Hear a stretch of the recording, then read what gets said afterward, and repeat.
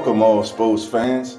I'm Dolph Jackson, one of the hosts of the Come On In Sports Network, a brand new sports network catered to sports heads like yourselves. Here on the Come On In Sports Network, we'll be covering the latest topics and current sporting news from around the world, such as baseball, football, basketball, and more. So sit back, relax, put your feet up, and come on in. The Come On In Sports Network.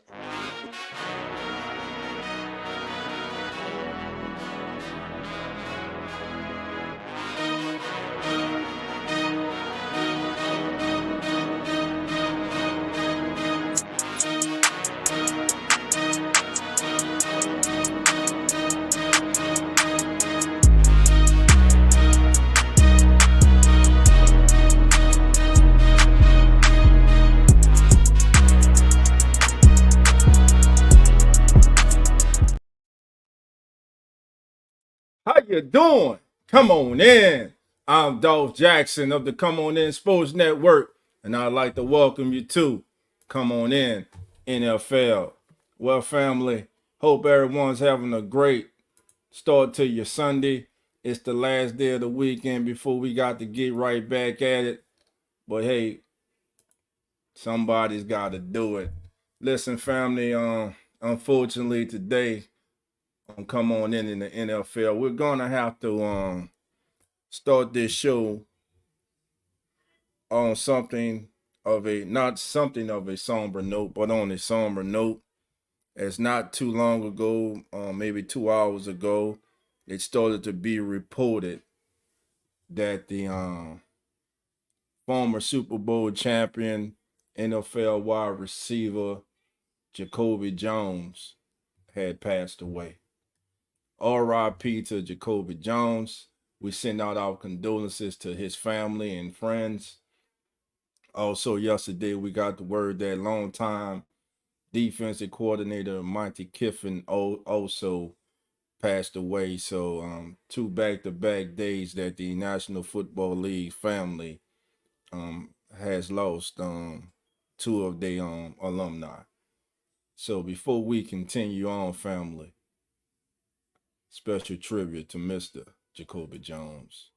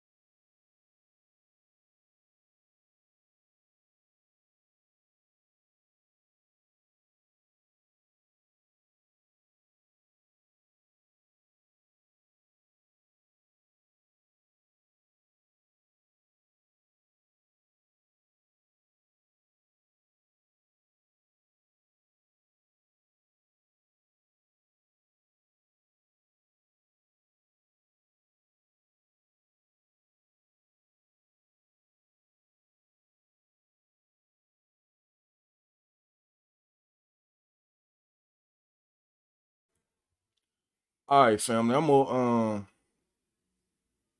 gonna start this over.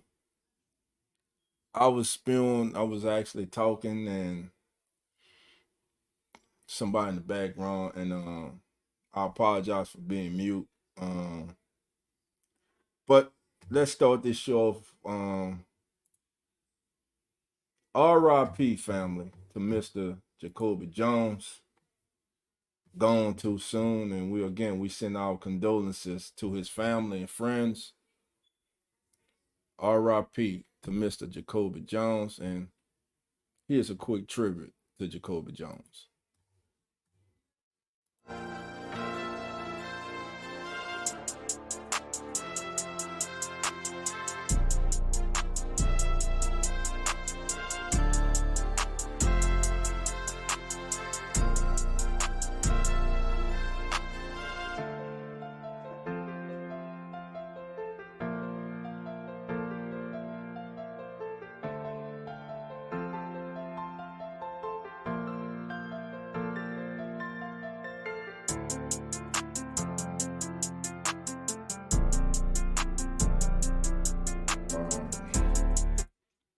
Yeah, 1984 to 2024. Jacoby Jones, unfortunately, is not with us anymore. Jacoby was born in New Orleans, Louisiana, July the 11th, 1984. He went to Abramson High School, which is in New Orleans East, if you're familiar with the New Orleans metropolitan area. He went to Lane College from 2003 to 2006. He was a third round selection, number 73, by the Baltimore Ravens in 2007. Excuse me, not the Ravens, the Texans. Excuse me, I'm saying the Ravens, the Texans. In 2007, he played from the Texans from 2007 to 11. Then played from the Ravens from 2012 to 2014 and was selected for the Pro Bowl in 2012. Jacoby was known for two of the most memorable plays in the 2012 playoffs. One we just saw. Well, we just saw both of them. As a member of the Ravens, catching a 70-yard game-tying touchdown pass in the final seconds of the AFC divisional playoff game against the Denver Broncos, and then the 108-yard return for a touchdown to kick off the second half of the Super Bowl when it was the Harbaugh brothers going head-to-head in New Orleans. You know, that was the Super Bowl when the lights went out, which, by the way, is the longest play in Super Bowl history. And also, Jacoby is, if I'm not mistaken, and I don't believe I am, he holds the record for the most he holds the record for the longest returns in NFL history of multiple 108 plus yarders. Yeah, and at the time of his death, he was the wide receivers coach at Alabama State University. So the Swag family's mourning. Also, just a tough day, tough time for that family. And again, we send out our condolences and our prayers to the Jones family as Jacoby Jones is not with us anymore. Now Jacoby lived in New Orleans East. He also went to St. Aug and as well as Abramson. I'm actually reading a little bit for your body's life for those of you who will be interested. He learned that let me see, second year student. He learned that school considered him too small to play on football team, so he transferred. So he transferred from St. Aug to Abramson.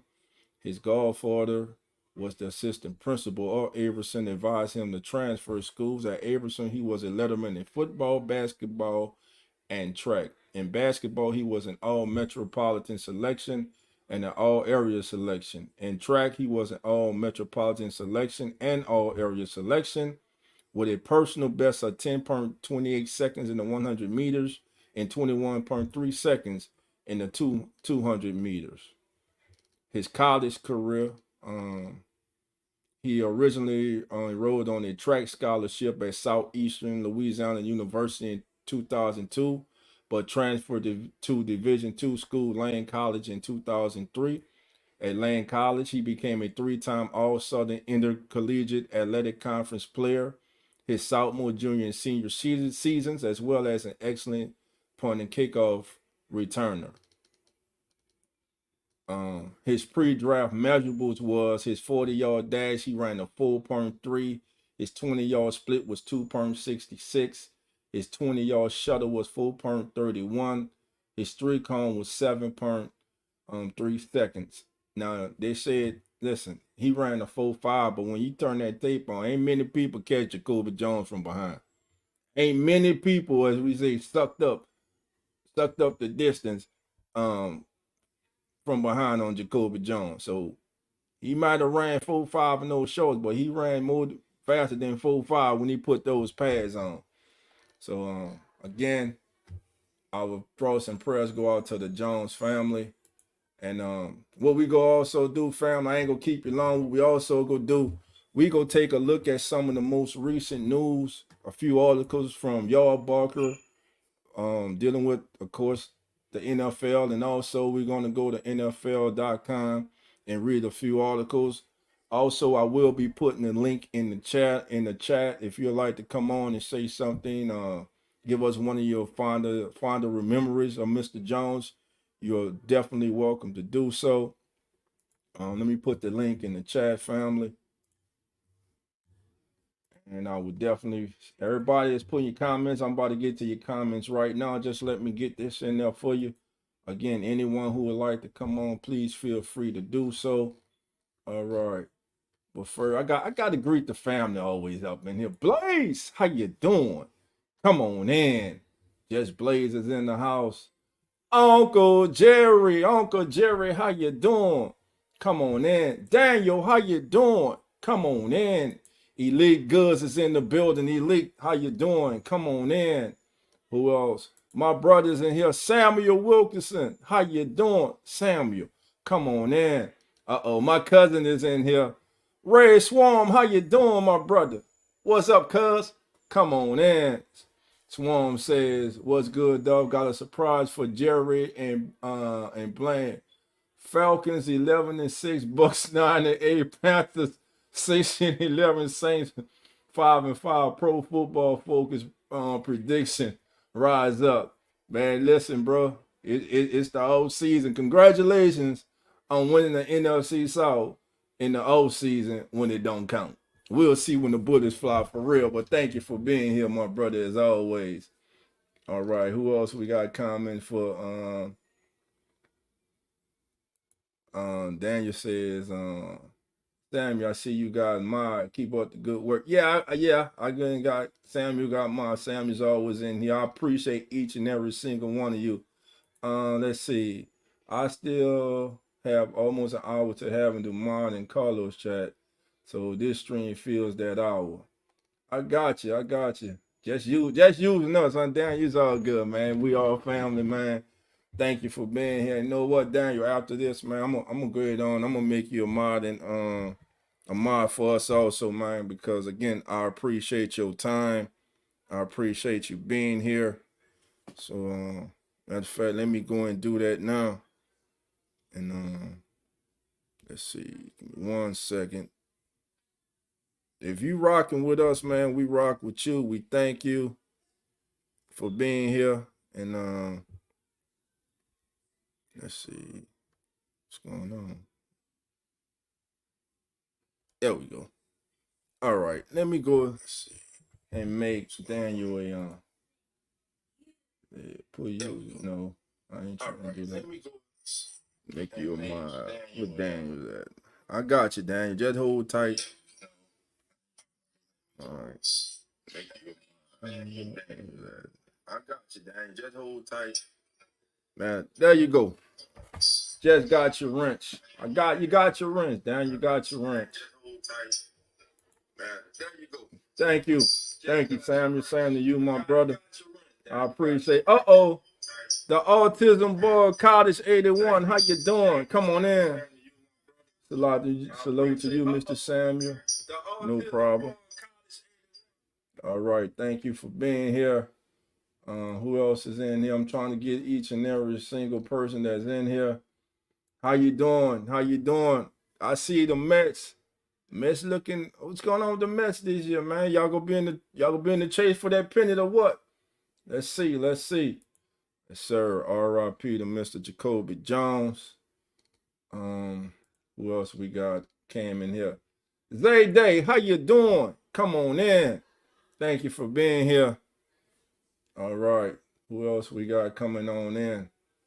504 Code, how you doing? Come on in. And listen, we will have for all the Who That members that are in here, we will have a this afternoon, this evening, about 6:30 or 7, we will be doing a kickback, our first official kickback of the season. No, we did one earlier, a trial run, but we go definitely do one. Coach sending out to his respects to Jacoby Jones. Jerry says, don't force a Falcon fan to interrupt the stream. They good at it. Getting our head. Now, I ain't getting our head. Jerry's all right. That's Swarm. That's Cousin Swarm. You know Cousin Swarm be up in there. You know Cousin Swarm, man. Get it 96. How you doing? Come on in. Yes, rest in peace once again to Mr. Jacoby Jones. All right, family. So the first article I'm going to share with you, we're gonna go to Yard Barker, and former All-Pro wide receiver Adam Thielen, before he signed last season with the Kansas City Chiefs, with the Carolina Panthers, he wanted to go to be a member of the Kansas City Chiefs. But as you see, simply put, the Chiefs didn't want him. So here's what he has to say, Adam Thielen says on this matter. The Kansas City Chiefs might have been in a better position at the wide receiver spot with a bit more foresight. I apologize, Bruce in the back whining. He trying to go outside. It's hot out there. Carolina Panthers wide receiver Adam Thielen completed this weekend at the American Century Championship, an annual celebrity golf tournament held in Lake Tahoe, Nevada. At the event, Thielen briefly stopped to chat with reporters from Starcade Media, a Kansas City-based production. Thielen was asked about the Panthers' upcoming matchup against the Chiefs next season and revealed that he wanted to sign with the Chiefs last offseason, but the interest wasn't mutual. I was trying to go there and they didn't want me, said Thielen of the Chiefs. So I just tried to show them what I've got. And they even have let's take a look. Hey, you got the Chiefs this year in Carolina. Yeah. You haven't seen the schedule yet? You got? Oh yeah, I know. How excited are you to show that team what a real receiving core looks like? Well, I was trying to go there and they didn't want me, so I'll have to try to show them what I got. I wanted you so bad. I know, yeah. It's all good. How you playing today, man? Good, yeah. Just trying to figure it out. Golf is tough. Hey, thanks a lot. Yeah, thanks, guys. All right, you heard Alan. Let me get that. You heard Adam Thielen right there. Adam Thielen said he wanted to go bad, but they did not want him. They changed their mind. They did not want him as a member of the Kansas City Chiefs. And right now we got a family member coming in. Chief Board is coming on in. How you doing? Come on in. You're live. Oh, what's good? What's good, man? How you doing today? Good. Man, you don't remember me? Dolph? I don't sound familiar to you, Dolph? Yeah, it sounds like God of creation. Nah, yeah, Chef Boy RD. What's going on, man? What's good? Hey, man, just checking up on you, man. It's been a minute. It's been a minute, man. I appreciate you, man. How you been, man? Life. Trying to get it figured out. About it. That's it, man. Man, what's your thoughts, man, on the unfortunate passing of Jacoby Jones, man?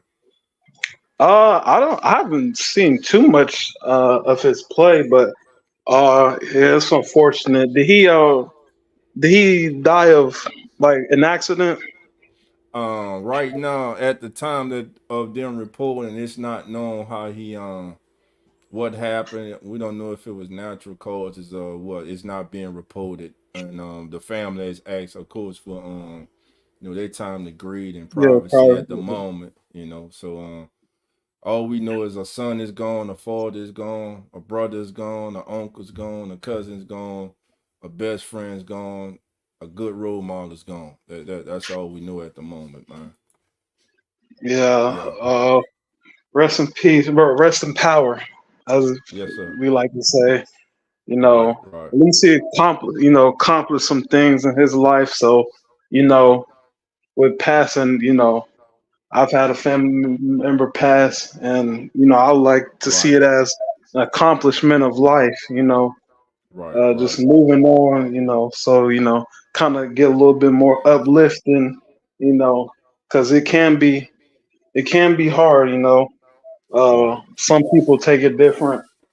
Some people get hit with it heavy. Some people know how to, or well, some people handle it different. Not know how to, but some people handle it different. So, Hmm. it's good that he at least got to accomplish what he loved doing. Right. Right. Gotcha. Gotcha. Um, Autism Boy says, Dolph, the Chiefs have Patrick Mahomes, bruh. Who don't know they got Patrick Mahomes, bruh? the baddest quarterback on the planet right now, bro. Who don't know they got the great Patrick Mahomes? I know they got Patrick Mahomes. Autism come back and say, also they have tight end Travel Kelsey, bro. Bruh, since you like using bruh, what are you talking about, bro? I love you, fam, but what are you talking about? I already knew that. You telling me something I don't know? Everybody know Kelsey. You think of the Chiefs, you think of who? Mahomes and Kelsey right now.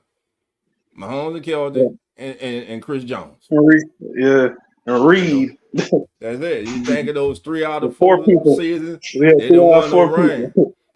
And now they got out. Let me ask you this because I posed this on one of our last podcasts, man, when we had Chris Style here, host of the Arrowhead Chiefs podcast, man.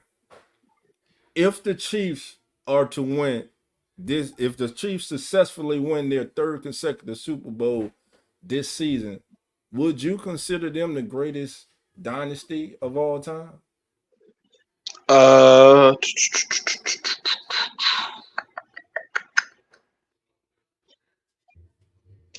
that's kind of hard, ain't it? That's Yeah, a hard I question. mean, That's a I mean, uh, yes, yes, yes, okay, you yes. would. Okay, so Yeah, hold on. So would this be his fourth Super Bowl? who was Super This would be Bowl? his fourth win. Uh, Yeah, Pat. this will be their fourth. This will be their This fourth. would be his fourth and his fifth appearance. Sixth. Yes, fifth appearance, four. He'll be 4-1. Four. Okay, 4-1. Now I'm Okay. not. Now listen to the question. I'm not Oh, saying Patrick Mahomes. I'm saying the Chiefs. Will the Chiefs yeah, be the yeah. greatest I just dynasty? counted. Right. Yeah, over the Who put? Patriots. Come on. Hold on. Hold on, brother. Hey, who put Red Swarm in timeout, bro? Take him out of timeout, 24 bro. hours. That's family, bro. Y'all know Dang. how we rock over here. Swarm is that's family, man. I don't know what you. Come on, Somebody got man. him up out of here. Dang. Somebody done put right now. Take Swarm out, bro. Take him out. Let me see if I can do it, bro. I can do. You can do it. Take him out of timeout, man. Don't do Swarm. That's Let's see. family, bro. Let's see. Let's see. Is his message Even still up though there? he represent that ugly black and red, bro. He's still family, man. Don't do my brother, do my cousin like that. Don't do cousin like that. Don't do our cousin like that, fam. Don't do our third cousin, full cousin like that. Boy, y'all ain't playing today, is it? I didn't even know. If I would have saw that, I didn't know. Daniel, thank you for showing. I didn't know they put Swarm in timeout, man. Man, who put Swarm in timeout? Why you putting him in timeout? Let me know, man. But anyway, man, like we're speaking about, and also this is for anybody in the chat. Again, the link is in the chat. If you'd like to come on, please do. Let us I don't know. even see his thing, though. Yeah. I don't even see his Swarm. I think I saw Swarm was yeah. kind of at the top. Or autism. Let's see. He is elite still. Elite. Man. Ascended while resting. All right. So I was muted. Where is Swarm? I just saw him. Not gonna lie, Dolph, that's a hard question, man. Yeah, I mean, Are they the yeah, there you best go right dynasty? there. Man, Go that's to the top, bro. He man. right after Samuel, man. It's Samuel, Jerry, Samuel, then Red Swarm, and Blaze is after Red Swarm.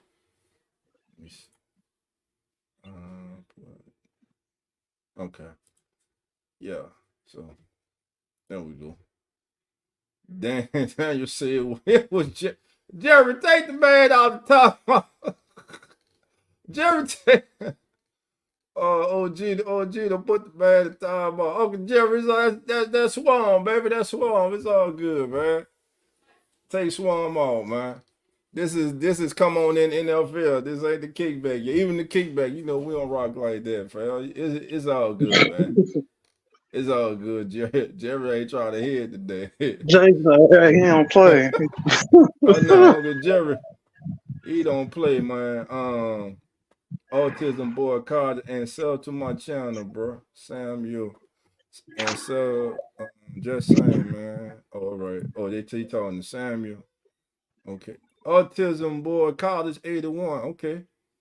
Got a channel. Hey, Doc. Check that. Yes, sir. Go ahead.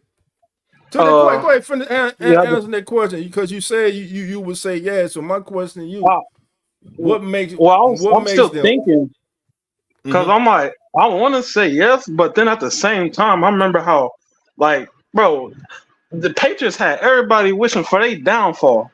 I think the Chiefs just now got like that last year. But Right. you said if they three-peat though, so you're saying if they win this year too, right? Because you did say three-peat, right? Right. If they do win this year too, right. If they I do ain't gonna win this lie, year they too. might be because Tom Brady is one of the greatest QBs of all time, if not the number one. But three-peat, you gotta think of how consistent of a team you have to be. Right. Because even last year they didn't put themselves in the best position last year until like halfway or towards the end, because they were 2-4, I think, if I'm not mistaken, or they were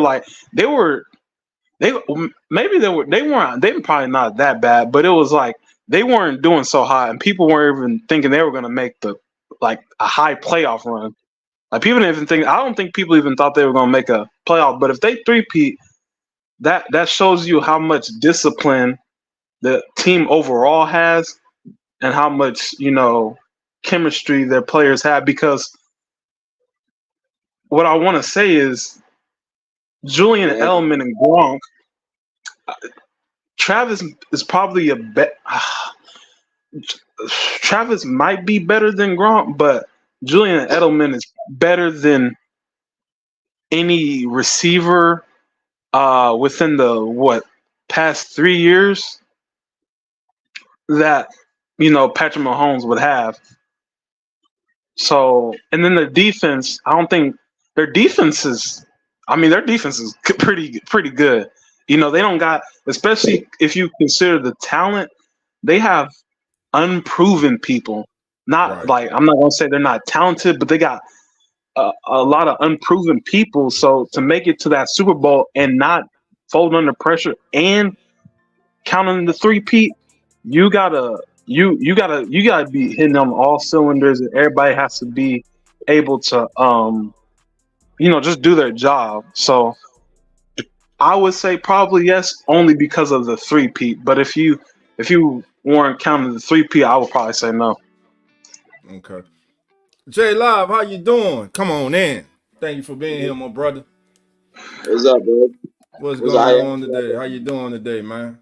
Man, just taking it easy. Right. Hey, before we get into your spill, man, do you have any memories of watching Jacoby Jones or anything you'd like to say on the passing of Jacoby Jones? Only thing what I remember about Jacoby, he hit the scene running, boy. That's right. I'm saying he was timed what, a 4.5, but man. Right. Look at that speed. There ain't no 4.5 running there, bro. Nah, Look, man, he gone. He ran a 4.5 at the combine. He must have had a hamstring pull or something, because that wasn't no 4.5 speed right there on the football field.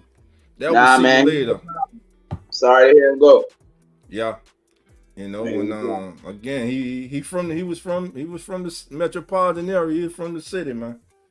So a success story, somebody who made it and was giving back to the community, man. Shout out to TJ Jones, host of the Gumbo Sports podcast and host of State of the Saints podcast. He said that Jacoby had an influence on his life, man. So again, he touched people beyond just the football field. So again, Mr. Jacoby Jones, rest in peace, my brother. And I'm gonna leave that up here for this entire show, man. We're gonna talk NFL football, but our thoughts and prayers again with the Jones family at this difficult time. So let's talk some more NFL. Live, I kind of got your thought on this the other night, but I'll ask you again. Do you think with the three-peat that the Kansas City Chiefs would be the greatest dynasty of all time? Nah, with three-peat, I'm going to say no. Okay. I'm going to say no. I'm still going to go ahead and give that to Tom Brady, bro. The Bill Belichick. That was a great area. I know they had other ones, older ones back in the day, but I don't. I'm sorry. Go ahead. Finish, bro. I'm being honest with myself. I don't think those teams can hold a candle to some of the guys that's up here now, bro. I mean, some of them dynasties that they have now, just because of the way the game is played. I mean, you got two quarterbacks that's slinging that thing and leading their team past everything. Adversity, it doesn't matter, man. So I'm gonna go ahead and give that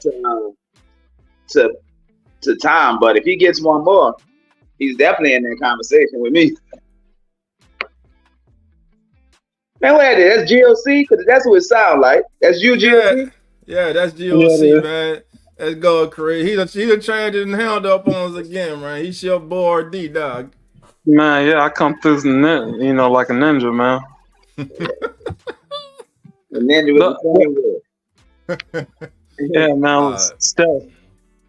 Got you, man. Hey, could I ask a question right quick, though? Of course, man. Hey, GLC, bro. I truly think in the middle of the season, they're going to turn to Jake Haener. How realistic is that to you? I don't, not very realistic, to be honest. All right, but let me give you a scenario. If he's stinking up the place, don't you remember how he was last year, just inconsistent? You talking about Derek? Derek. If Derek's stinking up the place, and they seem to have a huge emphasis, bro, on accountability this year for everyone.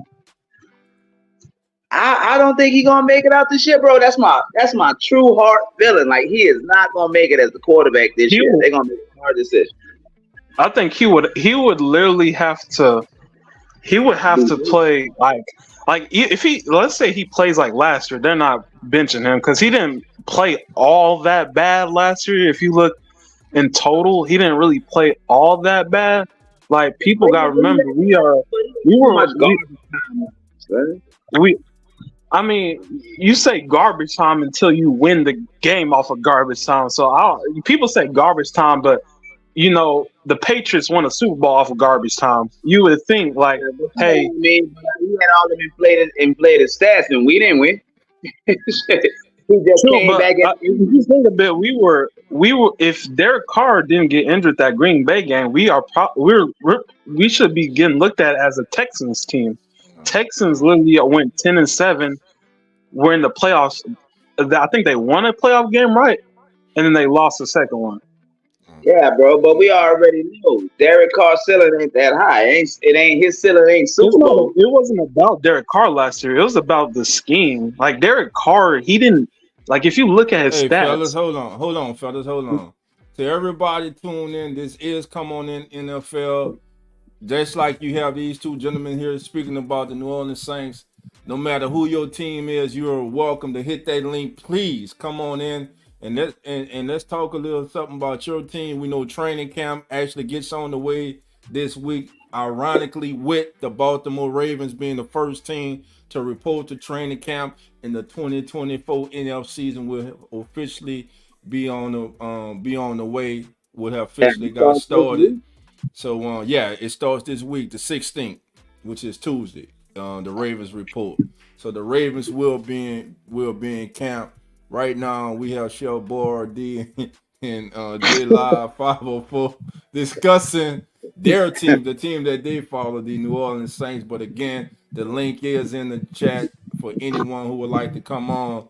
Listen, if you're a Cowboy, Jets, Giants, Dolphins, Ravens, Vikings, Lions, Chiefs, Packers, Rams, it doesn't matter. This has come on in the NFL, and everyone is welcome. Hey, it's open forum today. We just discussing football, man. So, gentlemen, you can go ahead on and finish your conversation. Again, if you want to jump in with these gentlemen, please do. Put your link in, put your comments in the chat, and us three we'll put them up and we'll give you our thoughts on it. Go ahead, gentlemen. Look at me sounding professional. Go ahead, gentlemen. Right. But GOC had the floor. I believe he was saying something. Be interrupted. Oh, never mind. I'll go ahead and continue then, my brother. Man. All right. Cool. All right. Well, we know we got training camp. So Baltimore gonna be the first team that reports. Right. Anybody else reports this week? I know Baltimore reports. Let me look up training camp. Who reporting to training camp? Man, yeah, I couldn't wait to see who I done passed. I know normally the two teams that open up the season in the Hall of Fame game, normally they're the first two teams to report. So the Ravens reporting and let's see. Talking about transactions. I don't want to see that. Why you looking that up though? Hey GLC. What rookie that we got last year you think gonna have a big impact? At least the best rookie season out of all our rookies.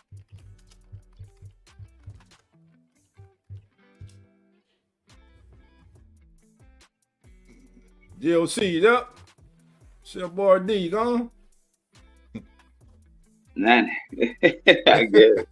All right, well, let's answer this question. We got a question from Autism Boy College 81. Dog, who's gonna win the AFC North in your opinion?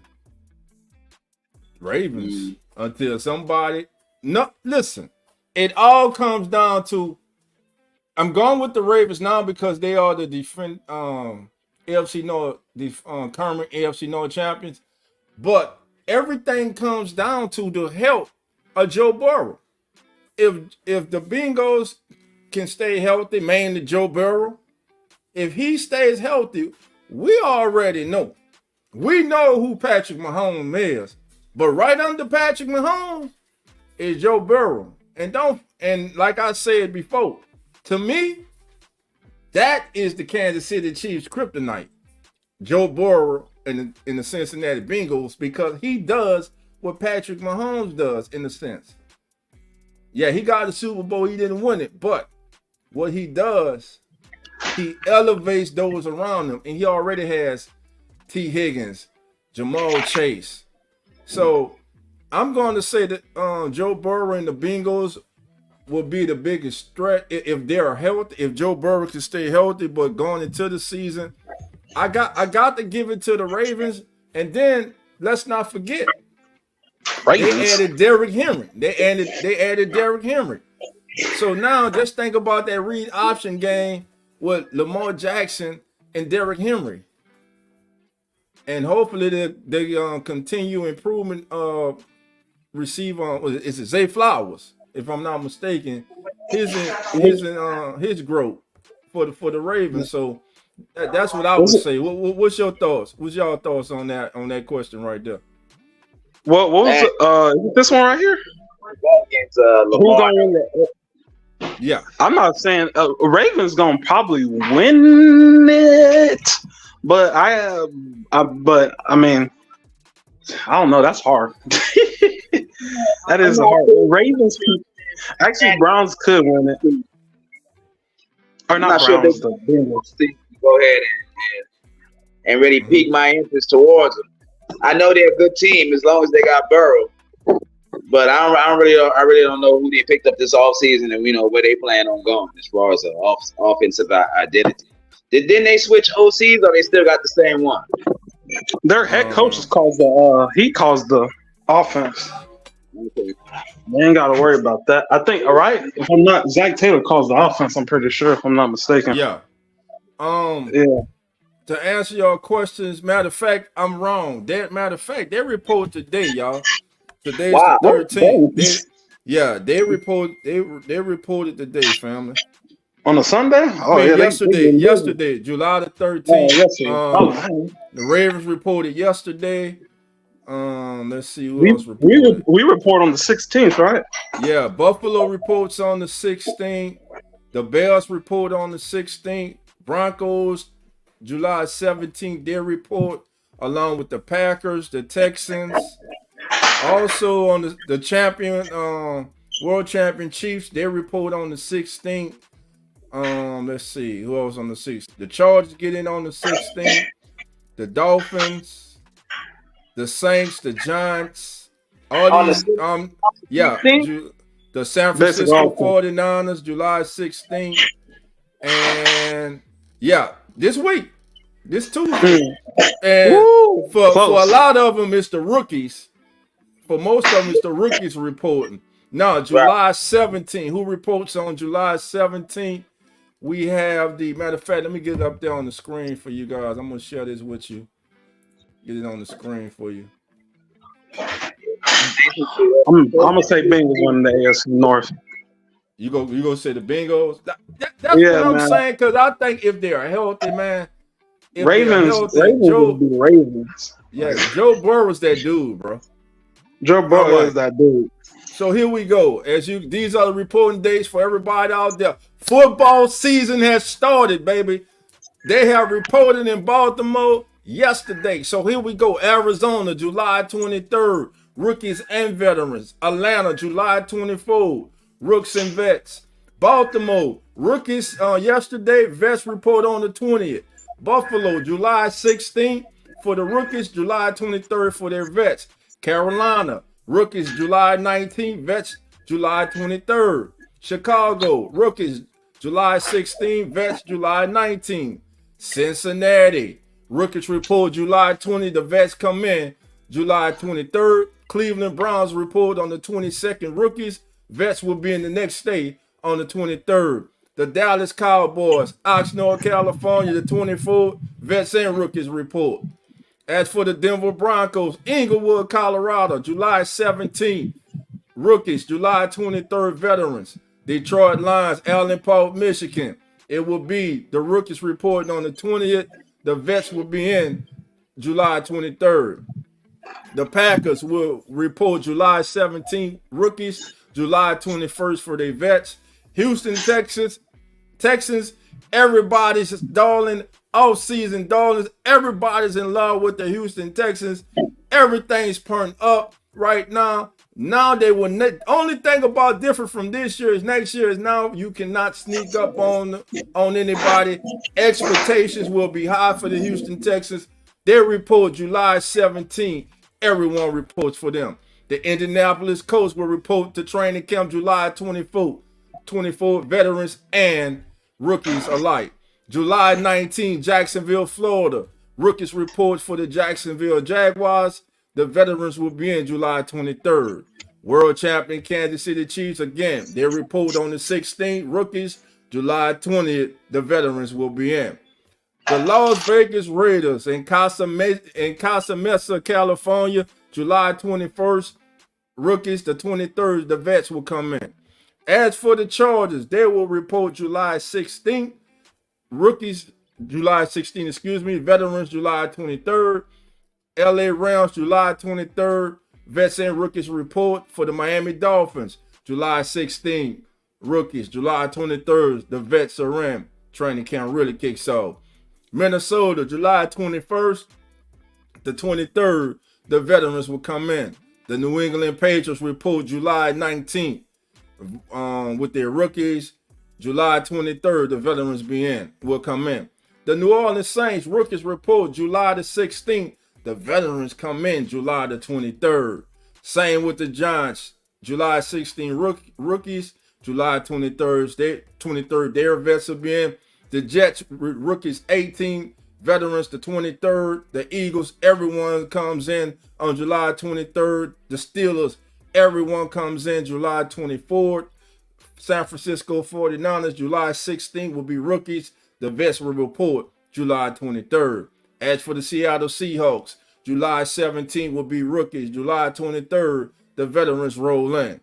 Tampa Bay Buccaneers, the rookies come in July 22nd. The following day on the 23rd, the veterans will be in. Tennessee Titans, July 23rd. Everyone is in the building, baby. And last but not least, with the Heisman Trophy winner, Jalen Daniels, rookies report July 18th will be the reporting day for the Commanders rookies, and the 23rd will be the day for their vets to come in. So that is everyone's reporting day for training camp, family. It is right there. So again, it is here, baby. Football season is here. Training camp, not all this speculation can start getting out the way, as now these teams can start forming and start writing their book for the 2024 season. This is going to be a very exciting season. And while I got you guys here and everybody in the chat, I want to send a special shout out to everybody who is watching us on X. Thank you for being here. Everybody's watching us on the Come On In Sports Network. Thank you. Everybody who's watching us on the Keeping It Real Who That Sports podcast. Thank you.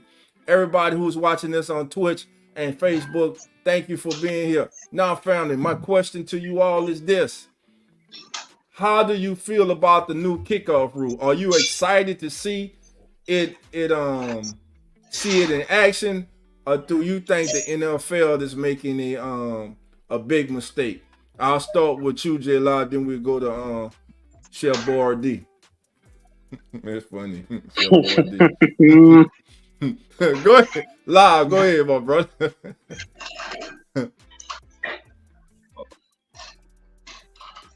Live, you there? No, He doing something in the background. You go ahead on first, Chef Boyardee. I can't get you to say that, though. Well, go ahead. Go ahead, man. There he is. All right, go ahead, Live. Oh, all right. I was talking. I guess y'all didn't hear me. All right. No, So I said basically the new kickoff rules is that basically nobody can move until the guy catches the ball. Right, and they're only 5 yards apart. And also there's a zone. The ball has to be in a certain zone when receiving it. Let me see. I think I had that. But yeah, go ahead. Go. Just give me your thoughts on it. I saw a graphic. It's like from the 20 on back to the end zone. Right. The ball has to fall within that limit. Okay. I think that makes it safer. You know, you ain't got guys catching a full head of steam making first contact. You know what I mean? Mm-hmm. I mean, you still gonna have it a little bit, but I think it gives each other a fighting chance. Because at first, you know, guys would run back about 10 yards, 15 yards, while the other guys were in full speed right at them. Right. You know, now they 5 yards across from each other, and you still got to win your matchups. You can still beat your block and still be in full speed at the runner. I think it gives everybody a fair chance, you know, to get their hands on someone. And I like it. I mean, I do. I like it because there was an advantage as far as you on the kickoff team, you know, laying that big blow because you build up a huge head of steam. And now they kind of taking it out because at least taking that out a little bit. It's not going to be as much because you're going to be able to get hands on guys a lot cleaner and a lot earlier. Right. You know? But I wonder what's going to be the average now Yeah. You know what I mean? As far as field position in the NFL, is that going to change? Because no one can run until you catch the ball. Well, You know, is the if average you like if you look at the XFL and well, I think the UFL still does it the original way. But if you look at the I'm trying to find that for you guys. The how it was in the XFL, man. I personally like I've been saying, I think we're gonna see at least I'm going over under. I'm gonna go 12 returns this year around the league on kickoffs, man. I think we go get double-digit returns on kickoffs, and I'm going under 12. So that'll be my next question. In the chat, if y'all think that this season that we will total in the entire National Football League, if you think it will be over 12, put 12 over. If you think it'll be under 12, put 12 under in the chat. Hey, do you have an idea what it was under the regular rules? Well, I'm sorry, say it again. I said, do you have an idea of how many the NFL had last year under the regular kickoff rules? Kickoff rules last year. Oh, we ain't got late. Let's look that up. Less than 12. Yeah, I know it was less than 12. It might have been less than 6. 6, right? You know it might have been less than 6. Probably 4 something. And the only reason I'm saying that I think it's going to be more than I think it's going to be in double digits is because if you get through that first wall, man. the only person back there is the man that kicked the ball. What? You know what I'm saying? And with all due respects to kickers, a lot of y'all ain't no, I ain't gonna say real athlete, you an athlete, but you ain't no high efficient athlete. You know what I'm saying? Pretty sure they're gonna have somebody. They're gonna have maybe like 2 or 3 people stay back on them kickoffs. You can't do it. Oh, you mean from within? You gonna have you'll have 7 go, and you'll have 3 playing. I got you. Yeah, I mean they're gonna have to adjust because, like you said, if you get through that first straight line, who's back there? Right. You know, that's what I'm saying, man. Okay, let me. Have to be ready. As far as my take on the thing, I like it. I think not only, most importantly, it helps with injuries. I think that's when changes like that happens. I think people need to kind of get out of that old style mentality of all soft, all that. Man, if you got, speak to the people that had loved ones that have gotten permanently injured from the game of football and ask them, do they like safer changes? Pretty sure they're gonna say yes. I'm pretty sure a lot of people that have played football will say yes too. So I always think that's nice. And then, not to mention, I think it gives special teams a bit more like luster. It should. People who do play special teams, it should increase at least your how much money you're getting, because at least you can be like, hey, when I get my hands on the returner, they never, when I'm out there, they're never getting no, touchdowns or big games or whatever. So it allows special teams to mean a lot more, which I would assume would mean that, players playing that will be paid more.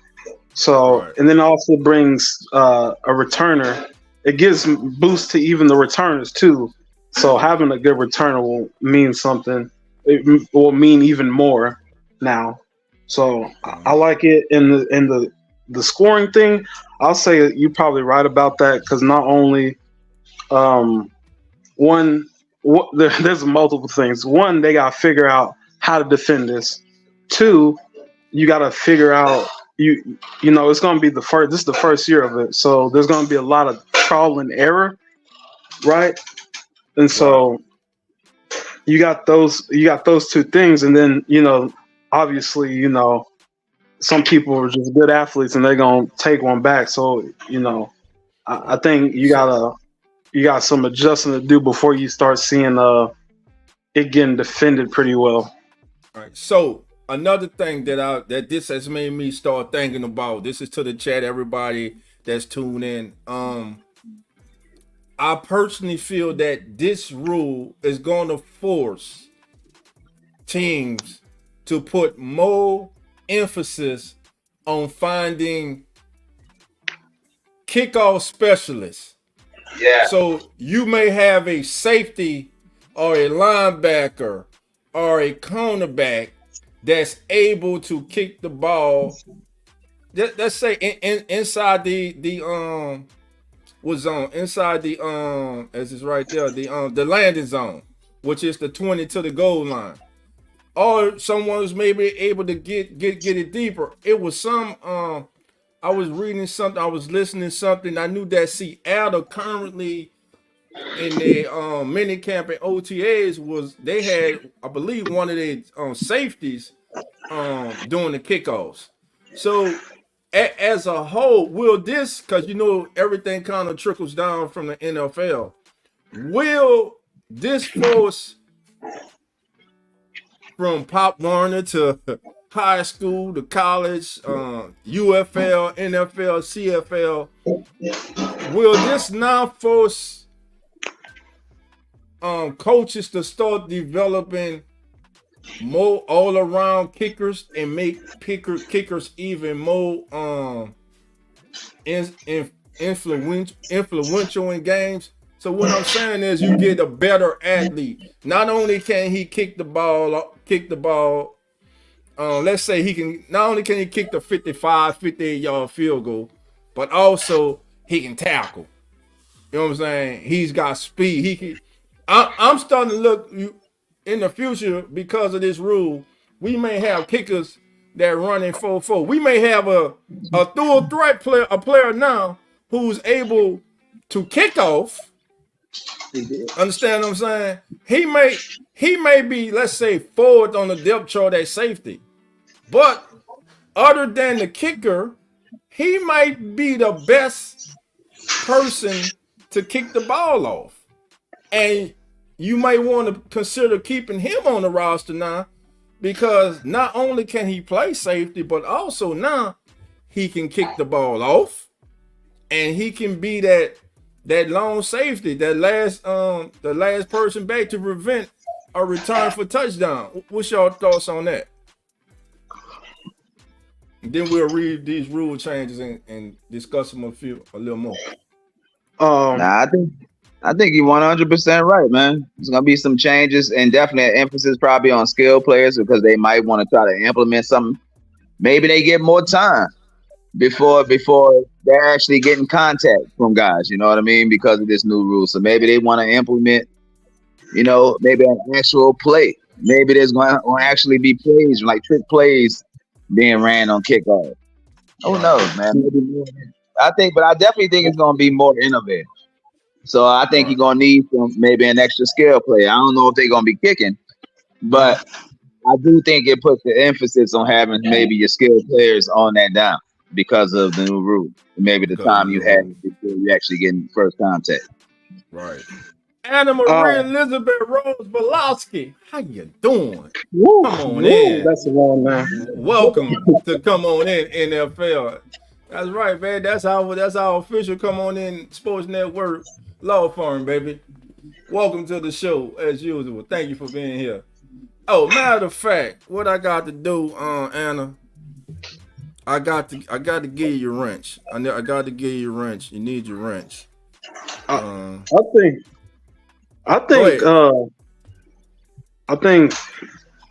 if people don't do what you're saying, having a defensive player try to kick, I would think maybe trying to kind of like formulate a plan as far as how they want to attack the field. Like, hey, we're gonna send this many guys up front, and maybe try to be like, we send however many guys, try to get past them, or create some space to get past them and go in between, the blocks and try to get to the, the returner before even,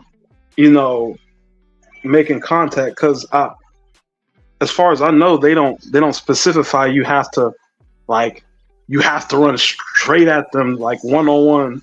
You know what I'm saying? So, I mean, you could see a lot of. I would think you could have a lot of people maybe try to, get one side of the field closed off, and go from there, or, it's very. I think I would have to see it before giving a full in depth on it, because it's super fresh and it's Right. It's I didn't really watch the what was it? Was it in the XFL? Yeah. Right. Yeah, I didn't watch how they were implementing it on the XFL.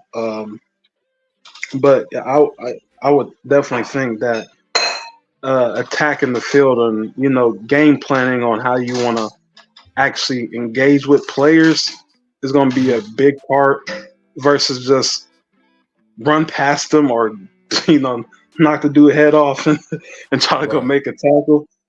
Because I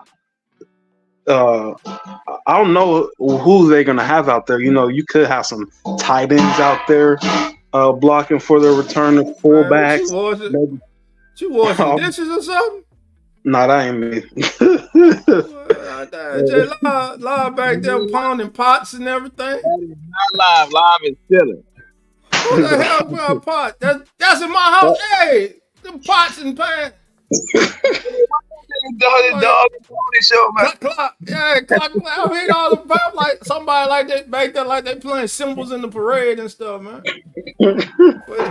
But anyway, man, let's read this article. Then we gonna look at the chart and we gonna break this down even more, because special teams this year, family.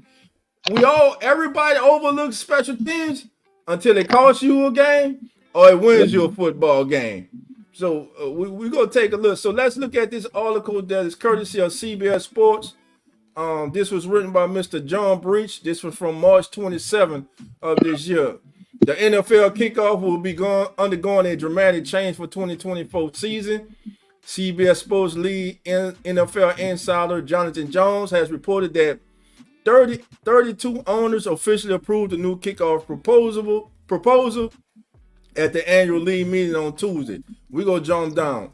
Jones has reported that the rule has been approved on a one-year trial basis only, which means the NFL can scrap it if the rule doesn't lead to more returns, which is what the league is hoping to see. The new kickoff is nothing like the old kickoff. The proposal alone was 9.5 pages long, so it's a lot to digest. So here we go. With that in mind, we're going to take a look at what the new rule entails and what the kickoffs look like going forward. You might want to bookmark this page in case you ever need an explainer on the new rule. First, the formation will be quite different from anything you've seen before on the kickoff in the NFL. Of the 22 players, here we go. Of the 22 players on the field for the play, 21 of them will be in the receiving team's territory. That number will break down like this for the kicking team. Kicker will be by himself, so he's the lone person back. The kicker will set up the ball at the 35-yard line, and after kicking it, he won't be able to cross midfield until the ball is in play. The ball will be considered in play if the returner catches it, or if the ball hits the ground in the landing zone, or if the ball gets to the end zone. So do we follow that so far? Yeah. So basically the kicker kicks the ball. Mm-hmm. Once he kick it, he got to stop until that ball hits, until that returner catches the ball, it lands in the landing zone or goes into the end zone, then he can move. Again, another emphasis why whoever's that last line of defense has to be a really good athlete. Okay? I ain't gotta have 2020. Got to have 20. Here we go. Now, coverage teams will be lined up together. Again, 5-yard support. The other 10 players on the kicking team will be lining up at the receiving team's 40-yard line. Each player has to have at least 1 foot on the 40 before the play can start. Also, The kicking team has to have 5 players on each side of the ball so they won't be able to load up to one side. As for the receiving team, their setup will be slightly different. Most of the receiving team will be at the 35-yard line. Kicking team 40, receiving team 35-yard line. The receiving team has a 5-yard setup zone that runs from its own 30 to 35-yard line. 7 players from the receiving team must have their foot on the 35-yard line. So look for 7 up front on the receiving team, and you look for 7, 8, 9, for 3 to be on the 30, if I'm not mistaken. Let's see. The receiving team can also have 2 more players who are in the setup zone, but who aren't touching the 35-yard line. Those 2 players will be lined up outside the hashes. Okay, so 7 on the 35. Then you're gonna have 2 players on the 30 lined up outside of the hashes. Oh, nah, receiving team can have 2 returners. The receiving team can put 1 or 2 returners back to field the football. But if they decide to utilize just 1 returner, then the extra player will have to line up in the setup zone between the 30 and 35-yard line. Nah, dude, that kind of threw me right there. So I'm not on the 30 or 30, but between. That's what. So you're saying that? So basically, he'll have to line up in the middle of those guys. I think they're just saying he can be within between. He can be within that range. Okay. Between 30 and 35. Because you know how it's like it's almost like a section, for 5 yards. Yeah, because since it's got the hashes and then the long line, yeah, he can be between there. I think they're saying. All right, so let's take a look at this graphic. All right, so we got let's deal with the receiving team first. So we got our 7 that are required to be on the line of scrimmage at the 35. Then you got your 2 who are outside the hashes right there. So you got your 2 outside. You got 2 returners. So if one of these guys, let me see if I got this right, they have to be between the 30 and 35-yard line. So you only can have 7 here. You got to have 2 back on the 30. So that last person, would he line up here? I guess you can line them up pretty much anywhere, can you? But they say they don't want to overload they don't want you to be able to overload one side of the field. Let me read that again. It might just be with those the front of however many people on that line. It says he has maybe to line up. Maybe it doesn't apply to that. I don't know, cause look, it says he had. Let me highlight it for us. So yeah, I think counting the zone as far line up in the setup zone, and we know this is the setup zone here between the 35 and the 30. And they say he will have to line up in the setup zone between. That's the word that's throwing me, because it's saying between the 30 and 35-yard line. Yeah. And So with that does mean between that, anywhere between the 31, the 32, the 33, all the way to 35. Yeah, anywhere that's what I'm saying. So that means he could be right here on the 30. Like this. Yeah. He could basically be right there in the center on the 30. A little further away. 31. Right. Okay. Yeah. I'm looking at their line, the way they're gonna all be lined up. They're gonna all play that like linemen play pass rush. They first step gonna be back. Get them boys moving so you ain't just getting beat off the line. Right. You know right. what I mean? Exactly. So looking at this, so let's see what else we can deem from this. So we're concentrating on the receiving team right now. So let's say they just go base and you got your 2 returners back here. Again, this is your front wall. You got 10 on defense. We're in the blue now. 3, 4, 5, 6, 7, 8. You got 10 straight across at the 40. Now, again, if a player gets through here and the kicker cannot move until the ball lands in the landing zone, which is the 20 and extends to the goal line and beyond, out the back of the end zone. This is the setup zone is here. Yeah, so the setup zone is between the 30 and 35. So he will have to, if you decide to put one man back there, he will have to be in between right here. Okay. and it's fielded. No more fair catches. So there'll be no fair catches on these kickoffs. So Yeah, I'll be super. That'll just be unfair. okay, it says for a kickoff after a safety, the formation above will stay the same. The only thing that would change will be where the kicker lines up. After a safety, the kicker will be. Hold on, somebody got a lot of background. Sound like like music. I knew it was, but I ain't say no name. I knew it was. I ain't say no name. So then he come back. No, then he come back. That boy, I tell you, my brother. Anyway, so after safety. After saying the formation stays the same, the only thing that would change would be where the kickers line up. After a safety, the kicker will be required to kick off from his own 20. If a ball goes out of bounds on this kick, the receiving team will get the ball at the, good Lord, at the kicking team's 45-yard line. Now, this big. We need to really, all right. Need to highlight that. So this is after safety. So let's say there's a safety and the kicking team. Now, the kicker's going to kick from his 20. But if the ball goes out of bounds, the receiving team, they don't get it at their 45-yard line. They get the ball at the kicking team's 45-yard line. So now it's putting more emphasis on the kickers being accurate with their kickoffs.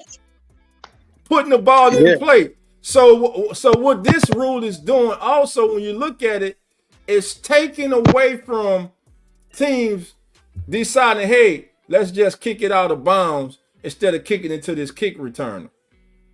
You see what I'm saying? Now I guess if it goes just on a normal kickoff straight out the back of the end zone, I'm pretty sure that's a touchback. All right, so what? So he has to actually grab the ball. The returner has to grab the ball. No, the ball is just like on kickoffs for the safety. Once it's in the landing zone, whatever the landing zone is, I'm saying like he can't. No, what I'm saying is the returner can't like he can't just like not grab it. He can't just like let it roll out of bounds. If he lets the ball roll out of bounds, I believe that's a penalty on the kicking team. If I'm not mistaken. Let's finish reading. Matter of fact, let's go to this landing zone here. It says, finishing up with the safety, if there are any penalties on the kickoff, the kicker will be the only one who moves. Everyone else will line up in their same spot. Okay. Now that we have the kickoff return from me, let's get to the next part of the rule, landing zone. This is what we're talking about. What is the landing zone? This is the part of the field that's between the receiving team's goal line and the receiving team's 20-yard line, which is right here marked in green, family, right there. So 20 to the goal line, that's the landing zone. The kickoff coverage team and the blockers on the receiving team can't move until the football is either been fielded by a returner or touches the ground in the landing zone. So let's say they push it and it comes out short, and the returner's not able to get to it, and until it hits the ground, they take off because it's in the landing zone. All right. No fair catches. Here we go. If the kickoff is caught on the fly in the landing zone, then there will definitely be a return because fair catches are prohibited under the new proposal. All right, that's big. Let's read. Let's highlight that. So no fair catches. So on the kickoff, let's say they pop it up high and it's caught in the landing zone, you cannot fair catch it. You must return it. No more fair catches. So we should not see any fair catches on the kickoff. If we do, that's a penalty. All right. The new rule will also add 3 different types of touchbacks, and this is where things get kind of confusing. So you'll definitely want to pay attention. All right. There are 3 touchbacks. First touchback at the 40-yard line. Let me highlight this because we need to know all this. All right. So if it's a touchback how does the ball get to the 40? If the kickoff doesn't make it past the return team's 20-yard line, then the ball is considered out of bounds. So even if the ball doesn't go out of bounds, if it doesn't reach the team's 20-yard line, it's considered out of bounds, and the team will get possession at its own 40-yard line. Or 25 yards from the spot of the kick.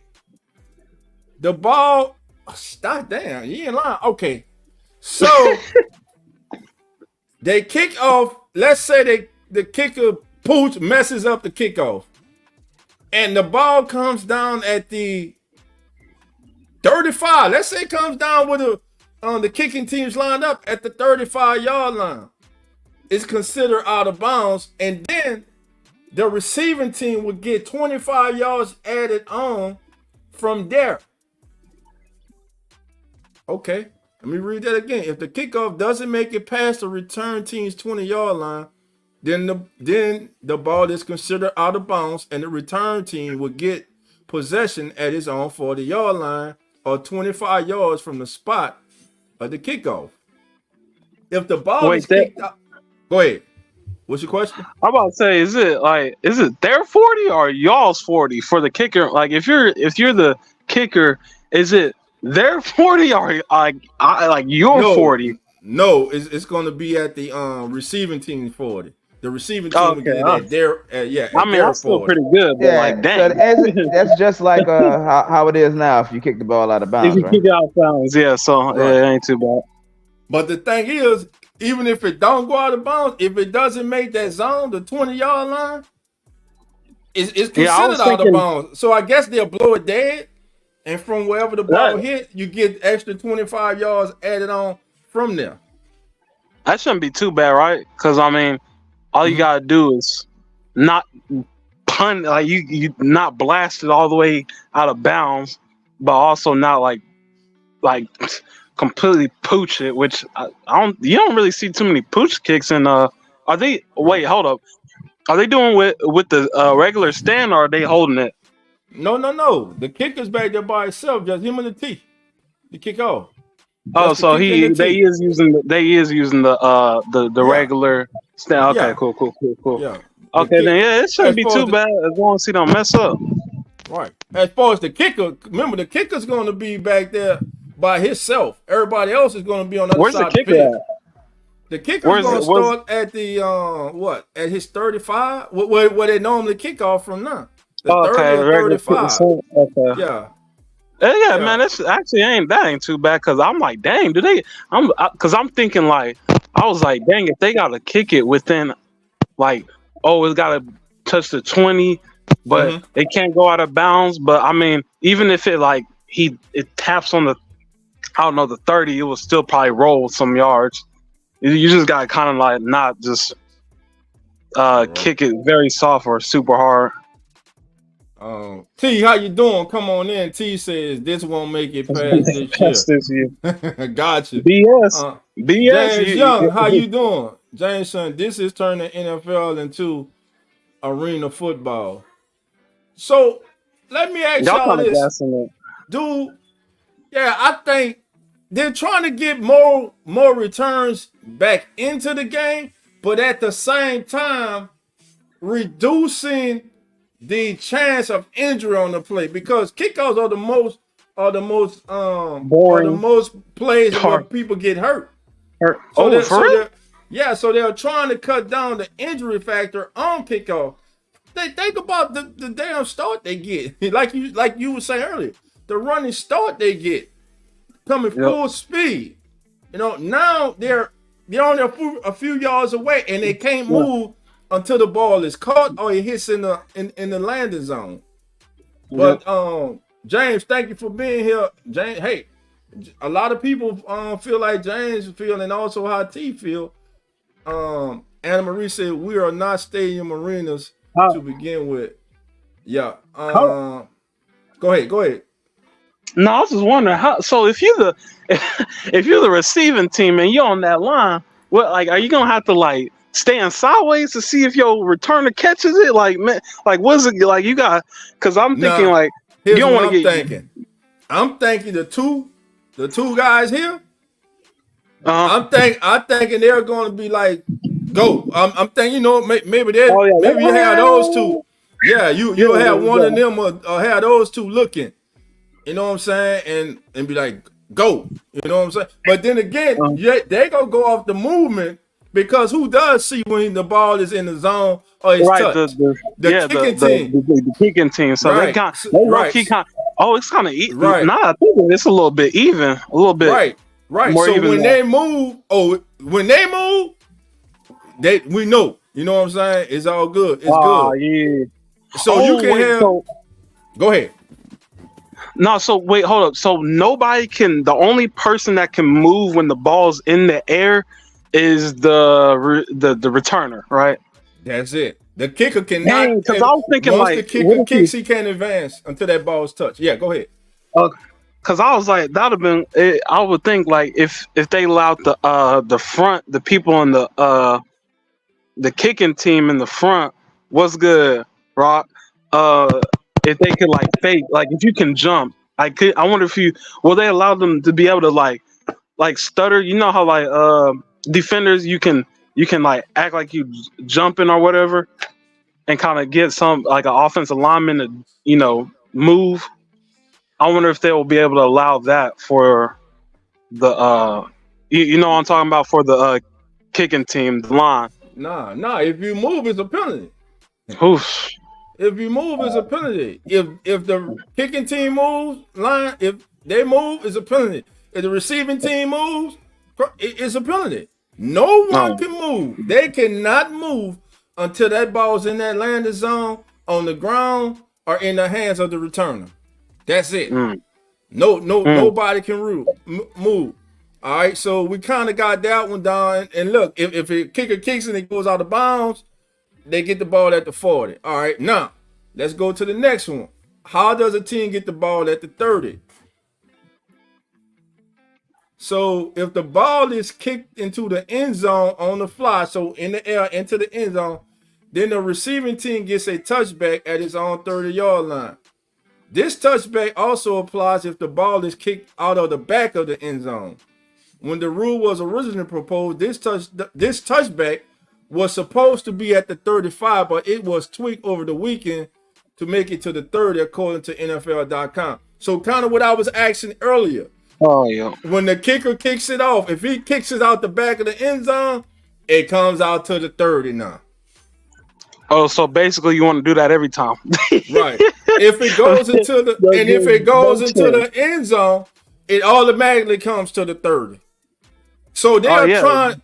Yeah, so what they're trying to emphasize, they're trying to force. Look, we need returns in this game. We got to see returns. But I'm like this: if I know there's who's the most explosive return man in the NFL right now? That's a good question. I'm gonna just say our guy. Shaheed or Tyreek Hill. I'm gonna say Shaheed. Tyreek don't really return. I don't know who. Chat, give me somebody. Yeah, I'm not thinking of. Who's the most? I don't know no returner like that. Who's the most feared return man in the NFL right now? Whoever it is, if he's back there, you have to make a decision. Do I want to give up these 5 yards? Do I want to give up the ball to 30, or do I want to take the chance of putting it in this dangerous return man's hand? And then think about this with that wall right there. All you got to do is get through a seam.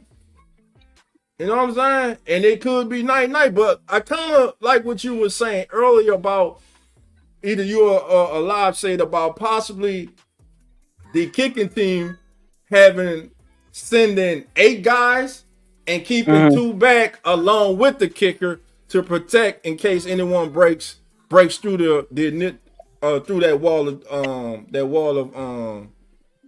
that initial wall. Yeah, you know what I'm saying. But again, so anything in the air that goes into the end zone, if it goes out the back of the end zone, ball to the 30.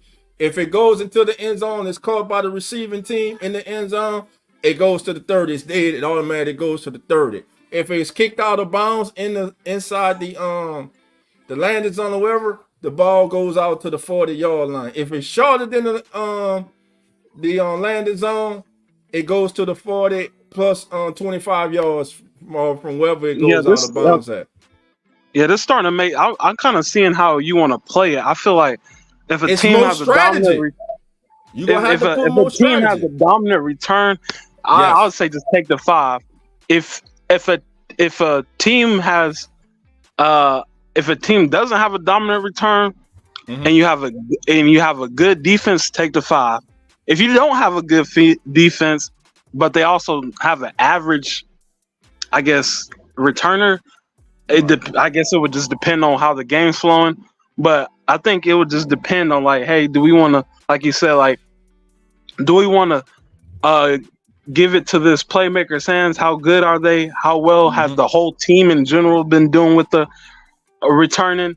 And then, hey, if we do give up these 5, how's our defense playing right here? And if we give up this 5, can we give up this? Is it like, hey, there's a minute left. If we give up this 5 is the difference between making this field goal to win the game or to tie the game or whatever. So it's definitely, like you said, more strategy, and you definitely got to think like, hey, man, in this situation, we want to.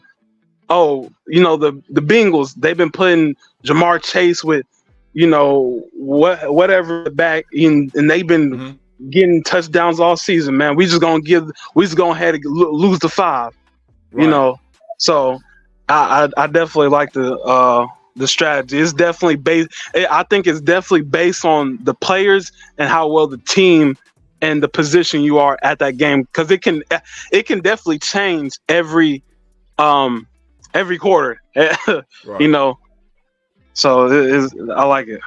Now, there's a scenario where the ball still goes to the 20.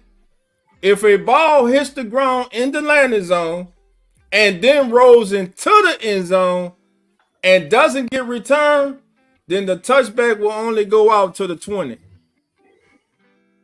Let me read that again. So the ball lands inside the landing zone, which is the green right here. It rolls into the end zone.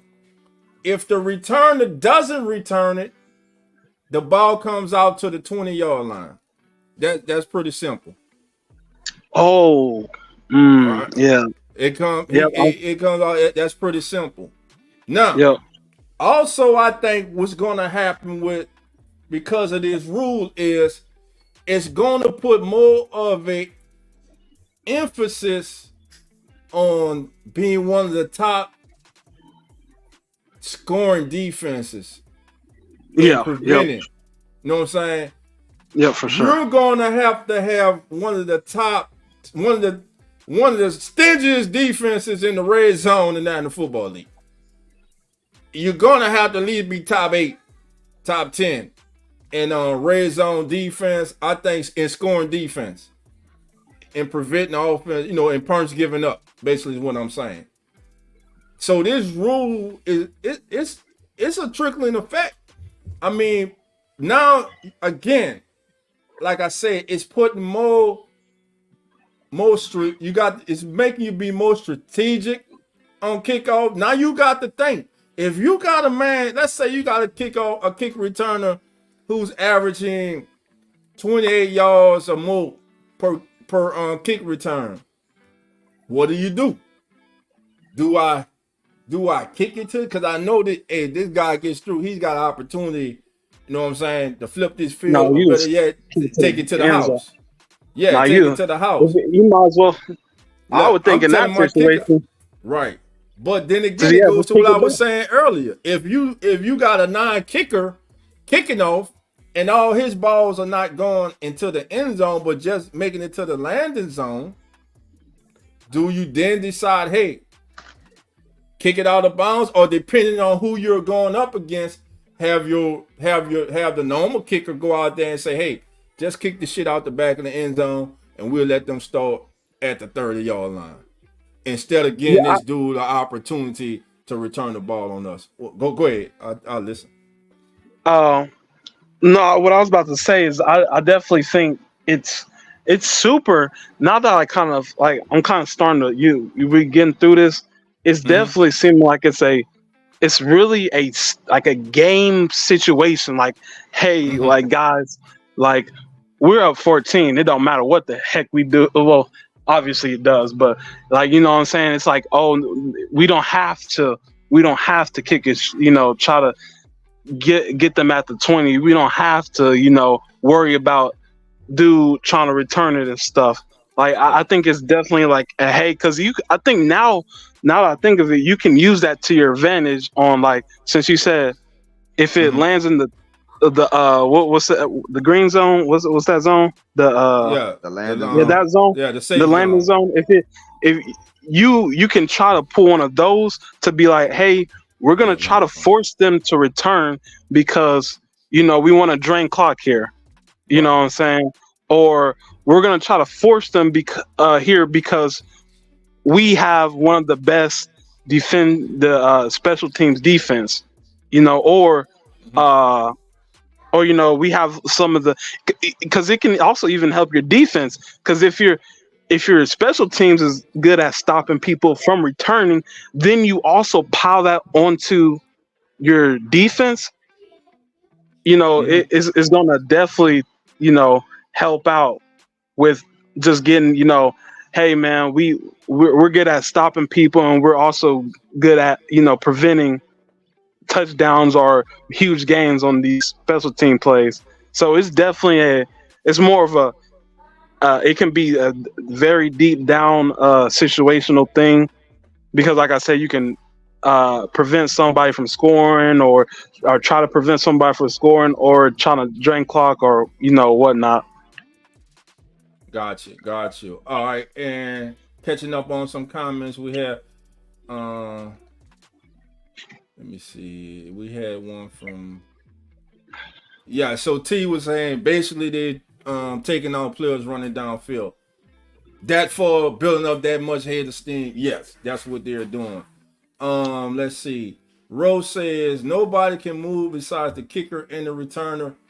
No, the kicker can move to kick the ball off, but once that ball leaves that tee, he cannot move or advance until that ball's in the landing zone, has landed in the landing zone, or the returner has fielded the kickoff. Then he's able to move. But to start the play, yes, him and the returner. But once he puts his foot to that ball and that ball leaves that tee, that kicker cannot move until that ball is in the landing zone or the returner has it in his hand. Though, so what does it? Yeah, okay. So I just is there? Let me see what else we got. Some more things. Yeah, the new rules. They are for the upcoming season, and these are all dealing with the kickoff. Not kicking field goals, but kickoffs. This is all dealing with kickoffs. All right, we got my brothers in the building. Real fan sports, Zach, nonfiction. How you doing? And my brothers ruling. I'm not sure if you saw, but yeah, we touched on it earlier about the passing of Jacoby Jones. Again, we want to send our thoughts and prayers to the Jones family. And once again, family, let's do this. Hey, A Dolph, tribute. how did he pass, bro? They haven't said, bro. Okay. They haven't even said, man. But with that being said, family, let's watch this tribute once again to Jacoby Jones, man.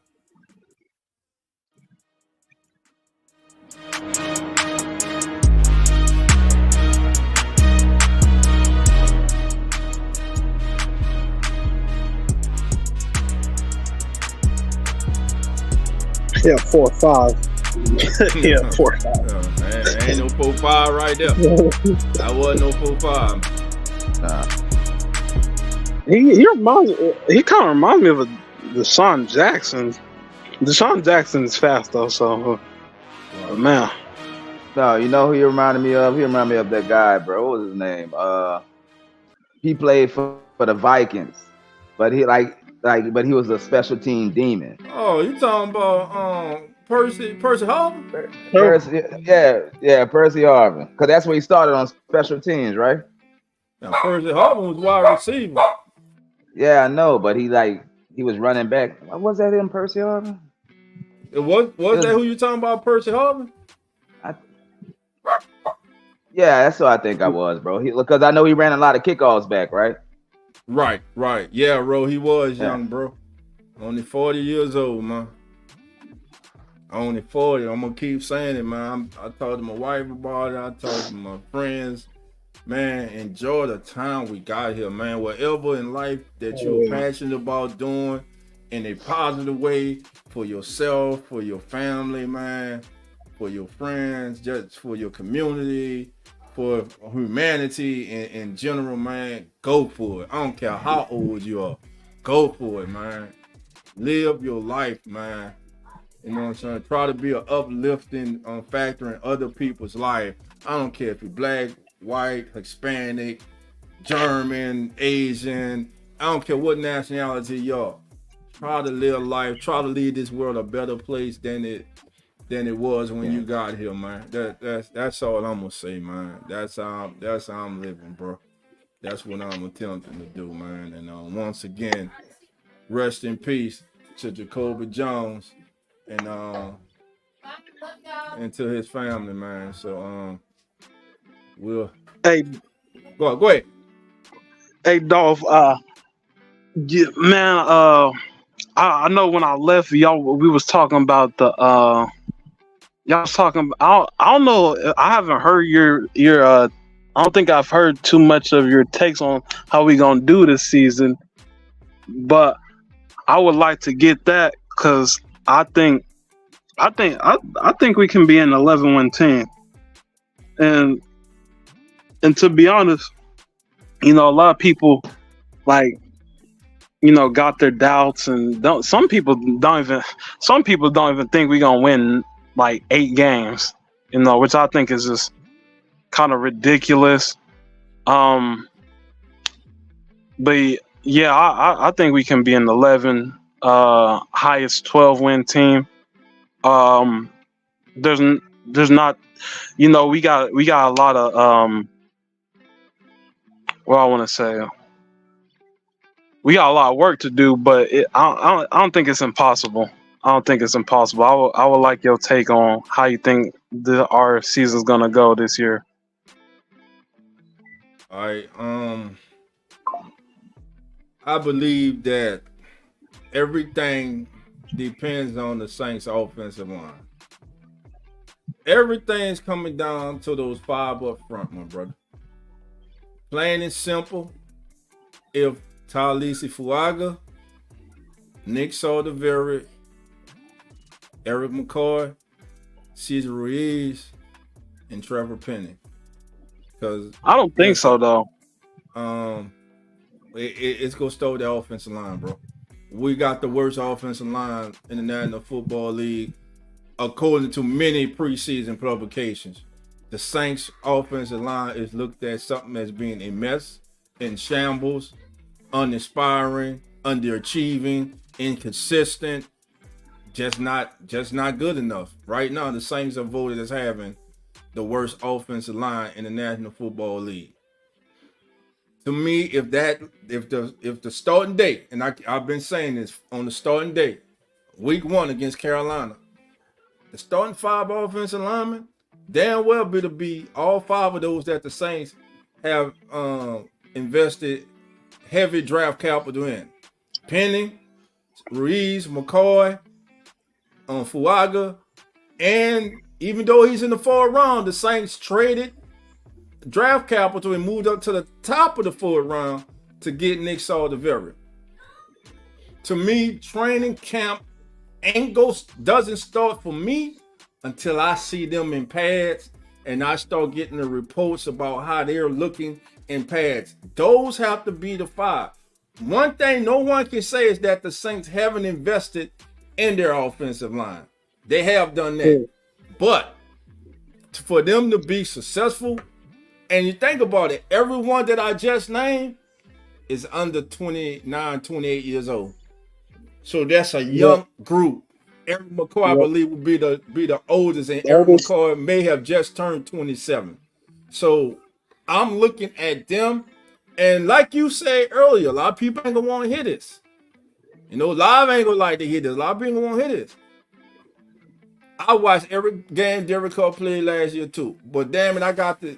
What we gotta start doing is not giving people credit when it's Right. due. We get in the ads, we get on them when they mess up and they're not Right. playing good, and rightly so. Toward the end of the season, I don't care what you say. Toward the end of the season, the man played better football. All right, now like it or not, he is who we have, and we yes, he is who we have, and as if you're a fan of New Orleans Saints or a fan of whatever team you are, and you don't like the starting quarterback you have, guess what? You better damn well hope that this is the best year of that player's career. I'm not one going to sit up here and root for the downfall and root for Derek Carr to have a bad season. Hell no, I'm not.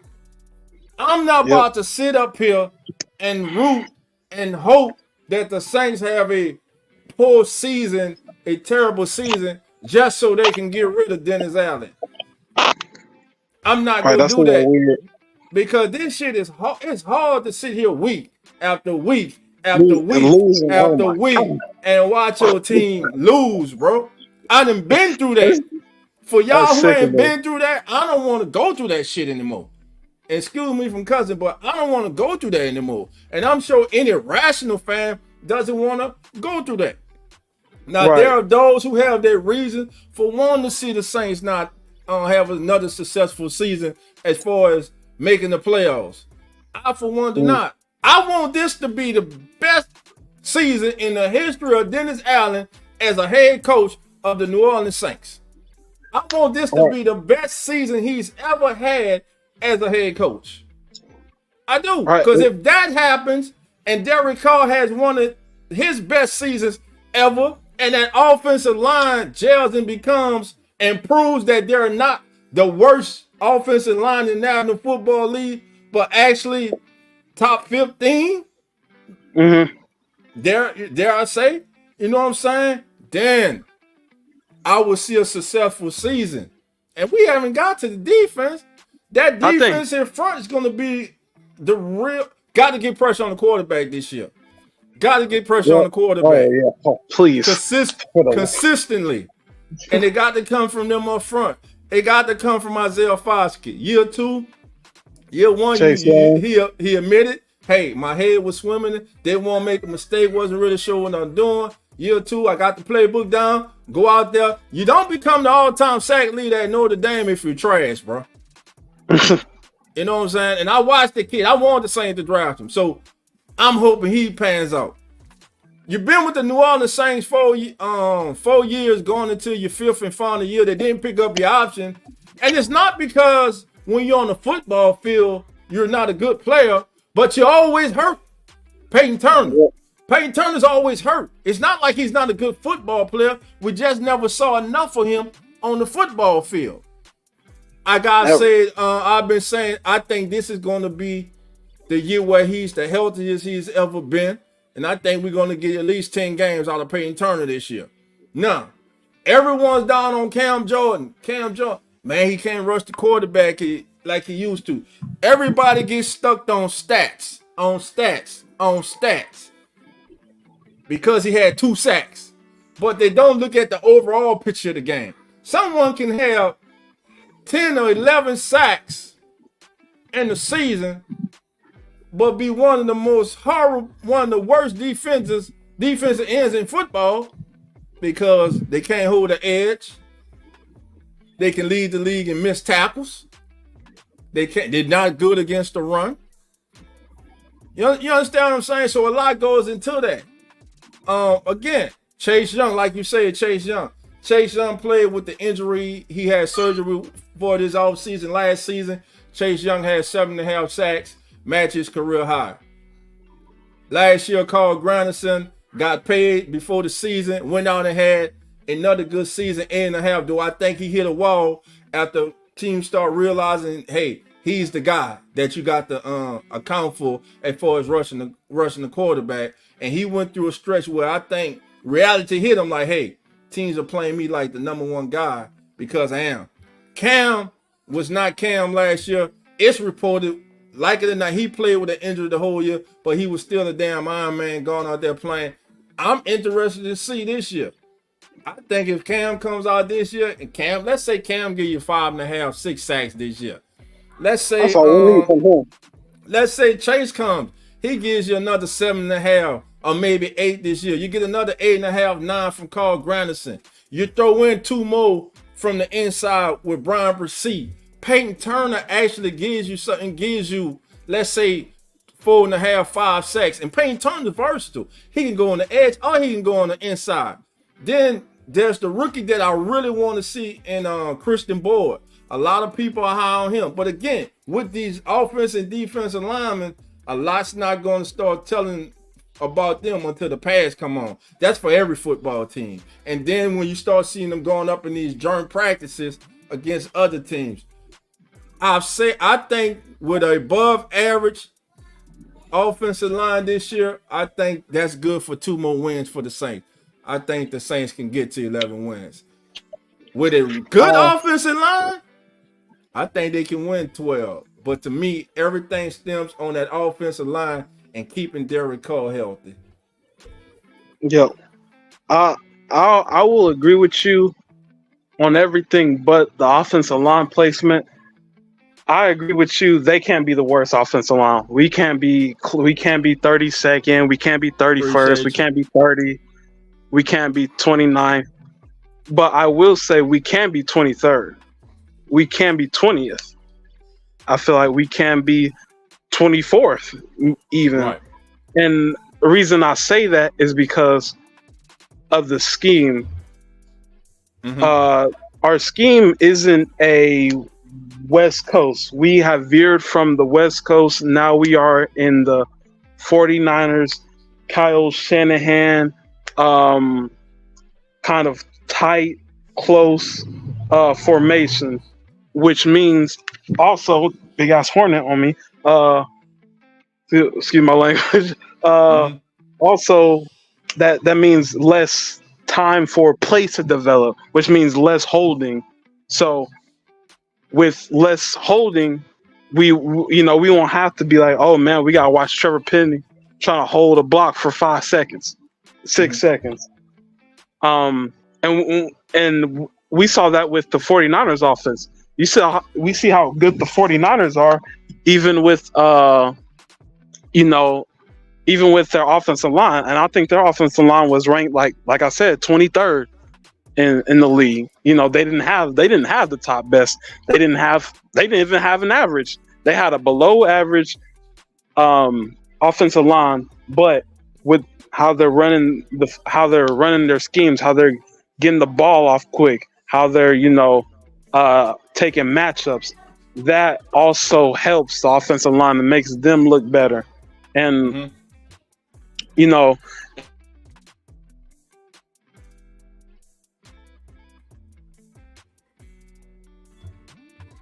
you there? God Creation, yeah? Oh, we lost God Creation for a second.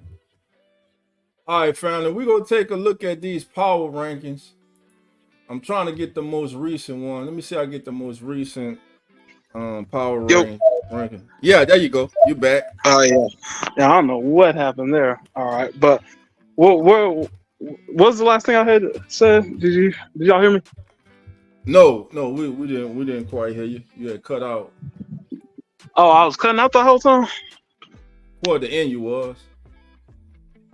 What was the last thing I said? Yeah. Shit, I don't remember. I ain't gonna lie. Oh, yeah, but we don't gotta be the 15th, 12th, and that's just with scheme. If we were in the West Coast, I'd definitely say we would have to, but this offense definitely allows us to have some trial and error. So yeah, we just can't be last as far as offensive line. So, barring any injuries, I do think we are. I do think we can be an 11 to win 10. I think it's not very hard for us to be an 11-win team with the schedule. We most of our because if you look at this, right, we finished strong through the end of the season, which is good morale wise, and I think the team is also players morale, the energy, around the team. We start off with a cake game, but then we got Cowboys, then we got I think another divisional game or something. Then we got Eagles, then we got somebody, and then we got like Chiefs. So it's we're gonna have to get the ground running, or and have an established like, hey man, we gotta be on our, we gotta be on top of things. We gotta stay on things, and I feel like that will propel us to beat these teams that we got to face in the middle of the season, like the Chargers, who are unknown right now, who can either be a good team or a bad team, or the Browns, So I think we are in a position, in a good position, barring the injuries. All right, family, what we gonna do now? We gonna take a look at the most recent power rankings from PFF. Number one. Oh my God. Here we go, fam. They got the San Francisco 49ers projected as the number one team going into this season. San Francisco had 3 players who ranked inside the top 2 of their position in overall grades last season, and Christian McCaffrey, Brandon Ayuk, George Kittle. They also had Deebo Samuel, who finished 12th among wide receivers in receiving grades. Simply put, the 49ers are still stacked with offensive weaponry.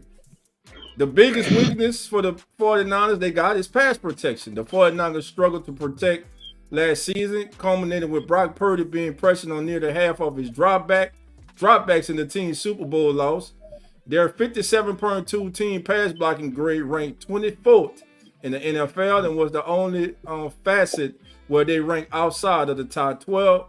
They need to improve their pass protection in true backup and drop back situations in order to get themselves over the hump and win the championship. The X factor is, and I'm going to get the correct pronunciation of this name. Talanoa Hufanga. Talanoa, there you go. Talanoa Hufanga. Hufanga suffered a season-ending injury in Week 11, and the 49ers defense wasn't quite the same thereafter. Through Week 11, they led the league in team defensive grade. From Week 12 onward, they ranked 14. Hufanga brings versatility and ball skills at safety, and his recovery along with Jair Brown's development will be welcome at the position. Rookies to watch: Dominique Puny, the offensive tackle. He's a 3rd-round pick, a versatile lineman who was a finesse pass protector at guard and tackle for Kansas over the last 2 seasons. Puny finished 2023 with an elite 90.4 pass blocking grade. He certainly won't play left tackle with Trent Williams still in tow. Hell nah, Trent Williams right now the best left tackle in football. All right, now they over/under win total is 11.5. I still don't understand these half games, so they're gonna win 11 games, man, or more. Despite the Super Bowl loss, the 49ers are arguably the most talented team in the NFL. Are they? They're loaded with playmakers. Individual players? Yeah, I would say so. They're deep. They are loaded with playmakers on offense who provide the perfect environment for Brock Purdy to succeed. All right, let's dive into this. I'm 49er faithful. Everybody, come on in. Let's talk. We talking football right now. San Francisco going into this season, according to PFF, they're the number-ranked team, most talented team. We know they struggled with protecting Purdy last year. I'm gonna ask you, and I'm gonna ask everybody in the chat. On a scale from 1 to, we gonna give a grade. Give a grade to Brock Purdy. If Purdy grading Brock Purdy as a quarterback, we're gonna do it like school. would you give him an A, B, C, D, or F? And F is out of the question. So would you give him an A, B, C, or D for Brock Purdy? Are you talking about as far as his like how he actually played or his ability to play? I feel like those are two different things. His ability, how he has played since entering the NFL, everything. How he has played, how he has everything. Everything. I'll give him 7 point. Give him like a 7.3, 7.2, because I feel like there's some games where it's proven that it's his team. And not saying like people get so upset, like bro, people treat him like a Disney princess. No one ever says I don't hear people saying he's bad. It's just like during that playoff game, what's the difference between them winning the game and them losing? You know what I'm saying? He making plays. Like whenever your team, I feel like as a quarterback, whenever your team is like especially those playoff, like the playoff games where we know the 49ers have been struggling so far. They get there, they might get to the playoffs or the Super Bowl, but they just need something to push them to win it. And I feel like Brock Purdy's not that factor, but he is a B+, B- quarterback. He is efficient. He's smart. He knows how to run the offense, and he's done a very good job at it, and has had success. So yeah, I would say it's like around the 7.2, 7.4, around there out of 10. Okay. Let's take a look at the chat. Anne Marie says, can the 49ers not only get back to the Super Bowl, but even win the championship? Do they have the players and the coaches in place to do so? Yes. Yeah. Will they? That's I don't know. Will they? Right. That's the question. Who knows? What's keeping this team from winning the championship? What's keeping San Francisco from hosting that trophy? Me personally. Go ahead. Oh, my bad. No, you go. You want me to go? Okay. Yeah, I want you to go. My bad cutting you off. I think it's the same thing with the Cowboys and Ravens. Those three teams are the exact same team, different jerseys. The Cowboys, Cowboys, Ravens, and 49ers. They're not, and especially with the 49ers, they are getting to the Super Bowl. They are getting in these places, but there's always some roadblock as far as, hey, we're not, both offense and defense are not hitting. Like there'll be like, so for instance, I'm trying to remember the Super Bowl, but I'm pretty sure there was times where they could have scored, and like I was saying earlier with Brock Purdy, he has the talent around him. It's just that he's not a game changer. He's not gonna force the game into his own hand. He's not gonna take the game.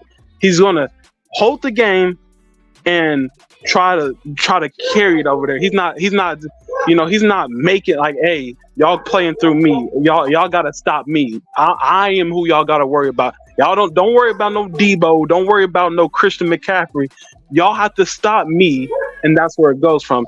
Unfortunately, if you can stop their high-powered running game, which is saying a lot, you pretty much take the threat of their team. I mean, and it's not, they're a good team. They're a great team. Not taking nothing from 49ers. But it's just a lot of the fact, like I said, they're a run-first team, and when you stop their run, it's kind of just like, after that, it's not really, it's not much to them after that, as far as offensively. Gotcha. All right, since entering the league, all right, Brock Purdy came to this league in 2022 draft as Mr. Irrelevant, Mr. 262nd overall in the draft. All he has done since entering the league family is win. All the kid done is win. This kid has played in 25 games. He has a 17-4 record as a starting quarterback in the National Football League. He's completed for his career so far in 2 years 68.7% of his passes, averaging 9.2 yards a attempt, 44 touchdowns, and only 15 interceptions. Now, a lot of people are going to say, well, that's Shanahan system. That's Shanahan system. Okay. Then why wasn't Herman, Minnesota quarterback, former New York Jets quarterback, Sam Darnold, why wasn't he successful in that offense? Why wasn't he able to beat out Brock Purdy? Why wasn't he successful in that offense? Well, I would say because Brock Purdy's just a better player than Sam Darnold. I think that's just as simple as that. Because like if you want to make that argument, Jimmy Garoppolo has done the same results. He took them to the Super Bowl, and I think, like I said, he's not a bad player. He's not bad by no stretch of the imagination. Is he bad? He's just not the X factor. Like I think if you put Bryce Young on that team, you feel me? Mm-hmm. It'd be kind of hard to make that. Let's say C.J. Stroud. You put C.J. Stroud on that team. I feel like if you put any competent quarterback like Derek Carr, Kirk Cousins, Dak Prescott. Don't even make me get started. Dak Prescott's actually an X factor if you want to be honest. But you put a lot of starting QBs on that team. The team doesn't dip a whole lot if they do dip at all. Or they might overextend. So it's not the fact that he's better than Sam Darnold. Sam Darnold is probably just bad, and that's probably why he's not starting. And I think it's as simple as that. He knows how to manage the game. Like no one's gonna say Kirk Cousins is bad, right? Right. He's not, he's just not. Some would say that because they don't. I for one think Kirk Cousins is a real good quarterback, man. Like people who know the game, like you might say that of joking or like kind of just being over dramatic, but as far as like if on a realistic basis, he's not a bad quarterback, but he's not like you're not being like, oh, like. If I put Kirk Cousins instead and switch him out with Brock Purdy, we're gonna dip down like 2-3 games. Like I don't think that's the case at all. If anything, you could probably argue you might get more.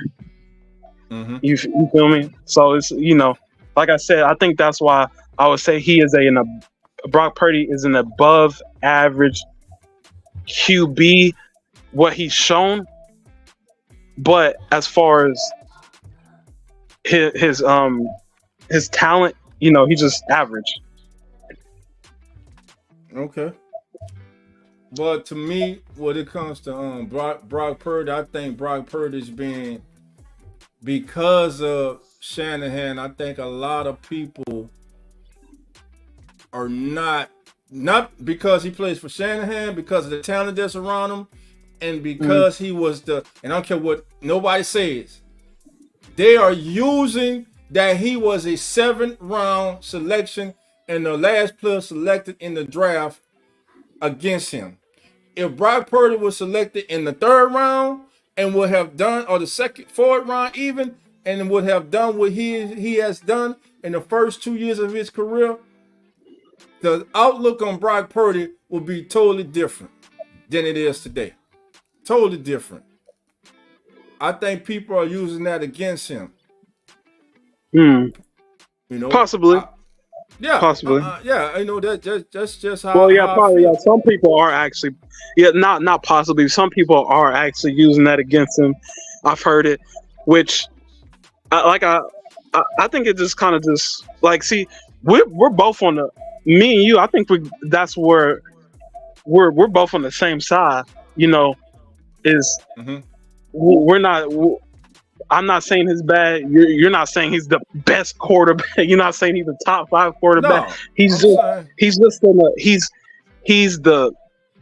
a top 8 QB, he's like top 15, top 15 or whatever around there. It's just, for me, I think you gotta do kind of like, unfortunately, when you are talking about QB play, you do have to take into the fact the talent. You do got to take into the fact the actual scheme, because scheme matters. Like how we were talking about, how even on this it said the 49ers were the 24th ranked offensive line. I didn't even know that until towards the end of the season, when I was like, dang, how are they winning all these games? And then I was like, yeah, I forgot. They're running the Christian McCaffrey. They're not putting the ball in. Whenever I will say he is all Brock's criticism will go away when he actually wins them games. Like, he is the reason why. Yeah, he's hardly the reason why they lose. He's hardly the reason why they lose. He can be the reason why they win, but it's just more of like, he's just not dynamic. There's nothing like, I'm just like, dang, Brock Purdy, ooh, that throw right there, that man, that was a tight spot. He had to, like when you see Patrick Mahomes, right? Mm-hmm. When you see him rolling out, oh my goodness, I have no time. I gotta roll out and make a play, or I'm throwing off my back foot. I'm extending plays I'm extending dead plays that aren't work.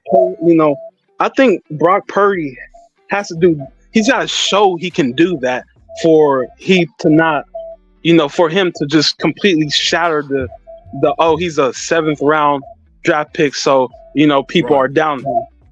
I think that goes away if he just does that. And he doesn't have to do it too much. Just show it. Just so he can do that. All right. So when we're talking, this is Come On In NFL. This is the Come On In Sports Network. I'm your host, Dolph Jackson. I want to thank everybody for being here. Family, hit that like bell. If it's your first time, please subscribe. Set your notification bell. We're talking NFL football today. Come on in. The link is in the chat. If you want, let's talk about your team, how you feel with training camps, which has officially opened yesterday, as the Baltimore Ravens rookies reported on the 13th. They were the first team to report. So NFL season 2024 is on the way. Again, thank you all for being here. Please hit that like button. We're talking about PFF's current power rankings that they have up. They have San Francisco ranked as the #1 team heading into this season. They're saying that the 49ers are the most talented team, top to bottom, in the National Football League. And we're being joined today by, I want to say God Courageous, but in news, it's Chef Boardie, but It's temporary. Yeah, temporary.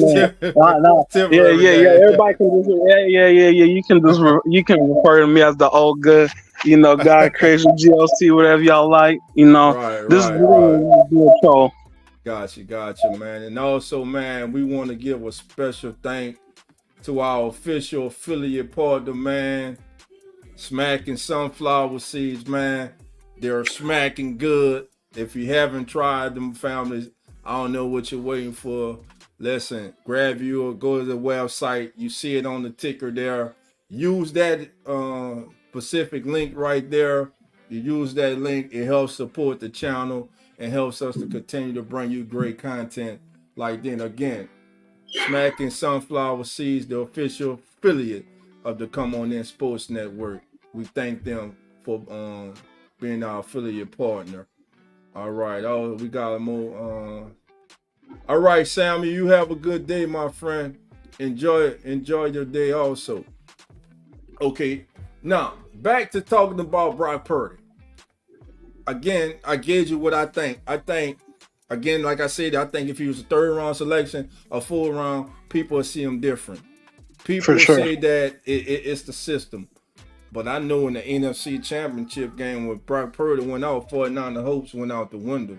I know in 2 seasons as the quarterback of the San Francisco 49ers, they've been in 2 NFC Championship games and the Super Bowl with Brock Purdy as the quarterback. I know in the playoffs last year, Brock Purdy put on that Superman cape when it was time to go and win a game and put the team on his back and get them downfield to win. He did it. Guess who didn't? Jordan Love couldn't do it. Brock Purdy did it. Brock Purdy is an underrated quarterback in this National Football League. He's an underrated player specifically because of what he is drafted, and some people just cannot let that go. Sometimes you have to believe what your eyes are showing you. He protects the football. He makes good decisions. And he's actually more mobile than you think. He's not a statue back there in the pocket. So how did he compare last year to the other top quarterbacks in the league? All right, here we go. Let's take a look at this. Let me get this up. Courtesy CBS Sports. Look at this. This is last year for a so-called system quarterback. Passing yards last year, Brock Purdy was number 5 in the National Football League with 4,280 yards last season. Jared Goff led the NFL, Dak Prescott, and Josh Allen. Let's go complete. Where's Patrick Mahomes at on this league, on this list? And we know the great Patrick Mahomes, many didn't even think they would make it last year. Patrick Mahomes is number 6 with 4,183 yards. Okay, why is that significant, dog? Okay, we know Patrick Mahomes is Patrick Mahomes. He's on another tier. He's not even on tier 1. He's on Mahomes tier right now.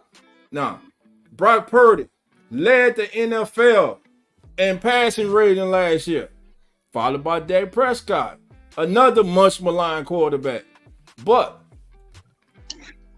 Brock Purdy led the NFL in QB rating last year, followed by Dak Prescott, Kirk Cousins, Lamar Jackson, and Tua Tagovailoa. So let's look at this full list. Let's go to this list. You got Brock Purdy, and Purdy played 16 games. You got Dak Prescott, and how in the hell? This is what I was telling people. Kirk Cousins was on a historical pace last year when he got hurt. He was MVPing.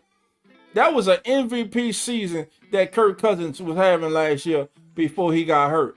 Kirk Cousins only played 8 games, and look, he was ranked 3rd in QB completion percentage.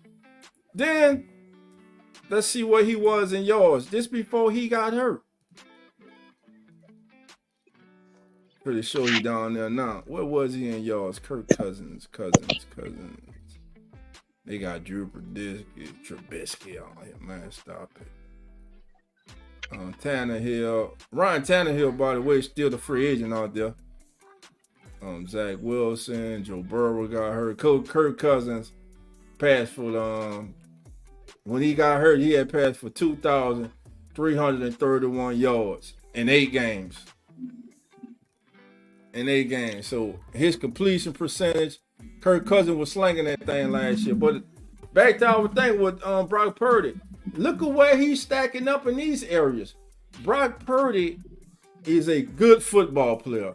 He's a good NFL quarterback.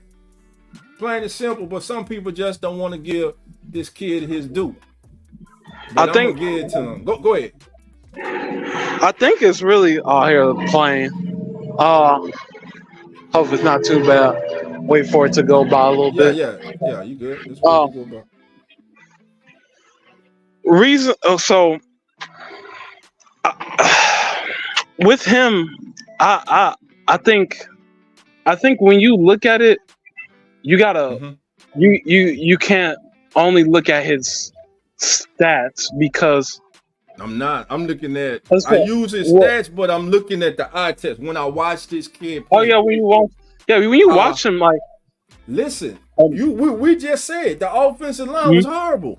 Other than the great Trent Williams. Yeah, because under pressure. The scheme. When the pressure was on last season, this kid, he stepped up.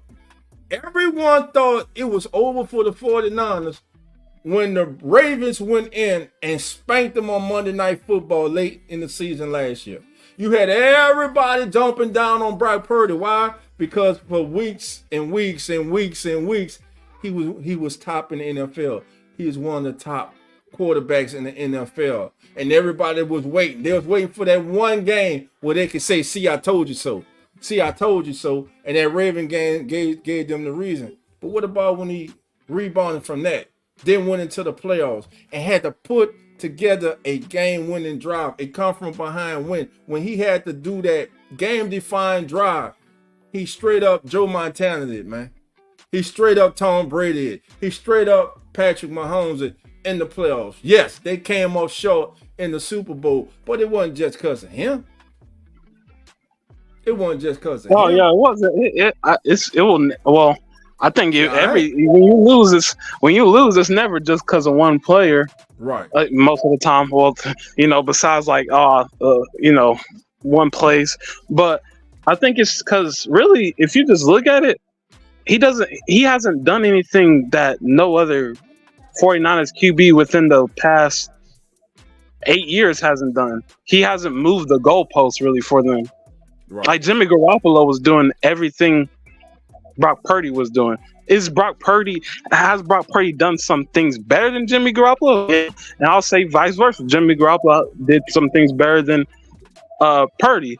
But I think when you look at that, you gotta be like, okay, so we have two different quarterbacks. See the results. Look at the numbers, similar results. Right. To me, I think you just got to be like, that's just the crazy amount of genius that Kyle Shanahan offense has. And it shows because that's what we adapted. The Saints literally took on that type of coaching style because they know how good it is. Not trying to say like, the players. The coaching, like the players can be super trash and they don't have to execute. Oh, of course, you got to execute. But I would assume if you already made it to the level, I'm thinking all you need is just a good scheme. Because not everyone makes it to the NFL, so you already at a certain level to where, hey man, I made it to the NFL, so that means I'm at a certain type of table.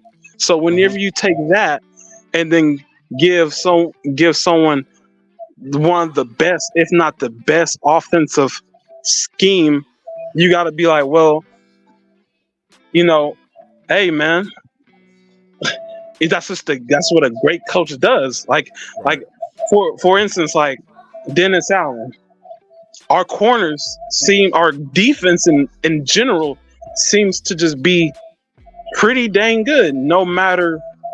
Barring injuries, like what was that year we had Marshawn out? We took a step back and we saw he was out, but it's not like we didn't become like the worst after that. Our scheme was still good. We were still locking things up. Right. So I think to solidify it, like I said, he has to prove he's doing more than the QBs before him, and he hasn't done more. He's just done the same. But yeah, he is underrated. He is underrated, and he's a good QB. Right. The autism boy College 81 Dove. Can Brock Purdy win the Super Bowl this season? Yes, they're one of the most talented, if not talented teams in it. They got one of the top offensive minds in coaching, but top rosters in NFL too. People gotta start looking at Shanahan now, Kyle Shanahan now, like how quarterbacks have, like they say, like when everyone was talking back in the day about Steve Young, he's good to great, but he can't win the big one. He had to get that monkey off his back. The cliche used to go. There's a huge weight on Kyle Shanahan's shoulders right now. His back. It's about winning a championship now. It's about winning the Lombardi. You won AFC and NFC champions. You won NFC championships and NFC West championships. It's all about adding to that trophy case in San Francisco. I think that's a horrible way to look at it. Well, that's what he's being judged of. No one can deny he's one of the brightest minds in football in the NFL. You know what I'm saying? Everywhere he's went, his offenses have been productive. He's that damn good. But as the head coach of the 49ers, he just hasn't been able to get the job done, to get his team across that finish line. And I guarantee you, once he gets that first Super Bowl, and if he gets multiple, he hasn't gotten a Super Bowl yet. As a head coach, he hasn't. He did, and as offensive coordinator with the Falcons, he didn't. We all know that. So I don't know if he got it somewhere else as an assistant, but he's never won a Super Bowl as a head coach. So wait, hold on. When the 49ers won the Super Bowl, when's the last time they won the Super Bowl? Was it 2017? Let's see. Was he not coaching for them? Oh man, it just feels like he's been with them for forever, huh? Yeah. But yeah, like while you're looking that up, I think the reason why I think that's a bad way to look at it is because one, unfortunately, only one team can win, right? Right. And if you're getting, there's so think about this, Dolph, right? Think about how many variables are in a game, right?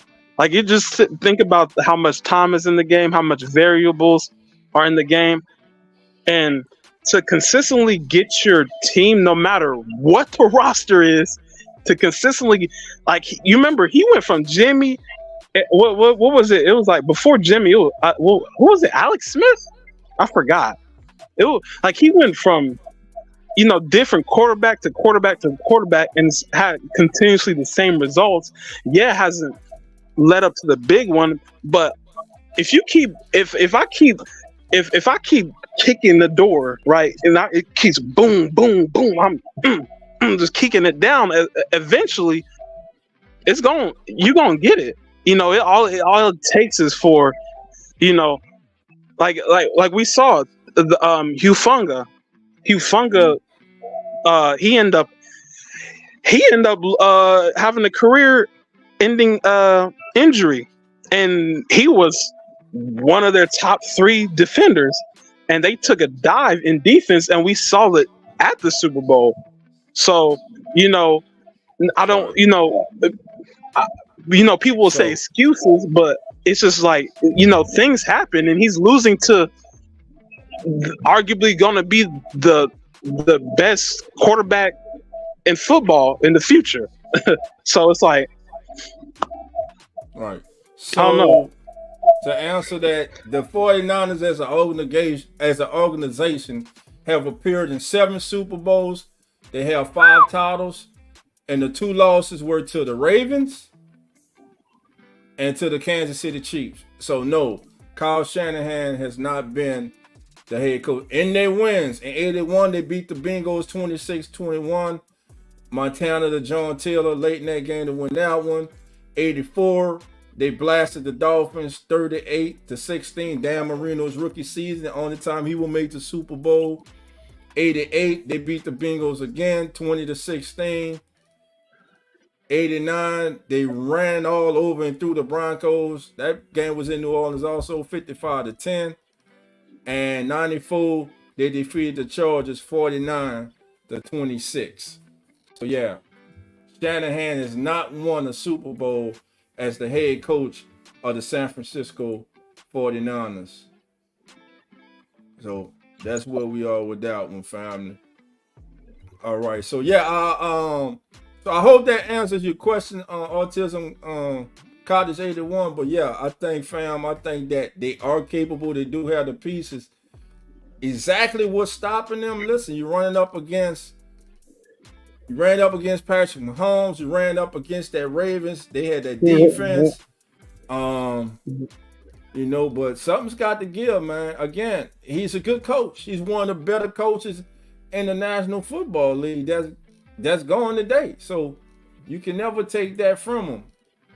But what's it going to take? What are they missing?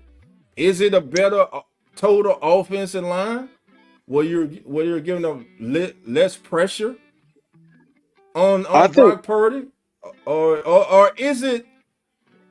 Besides Bosa, we know Fred. I think Fred Warner's the best linebacker, all-around linebacker in football right now. That's just me. But not counting DeMario. Yeah. And my thing is this: can Joey Bosa? Is it Joey Bosa? Is it? Do You talking about Bosa? No, it's Nick. It's Nick. Nick Bosa. Yep. Joey's with the Chargers. The Chargers. Yep. Who can be that consistent running partner with Nick Bosa as far as pressuring the quarterback? But to me, Nick Bosa has to be a game changer. He has to be that one dude that's able to wreak havoc on the game. I think he is. Consistently. He's been that consistently. He's been that. He's been that consistently. He might not do it every game, but I mean that's just right. I mean that's what I'm saying. He needs that. He needs a Robin to his Batman right now, as far as rushing the quarterback.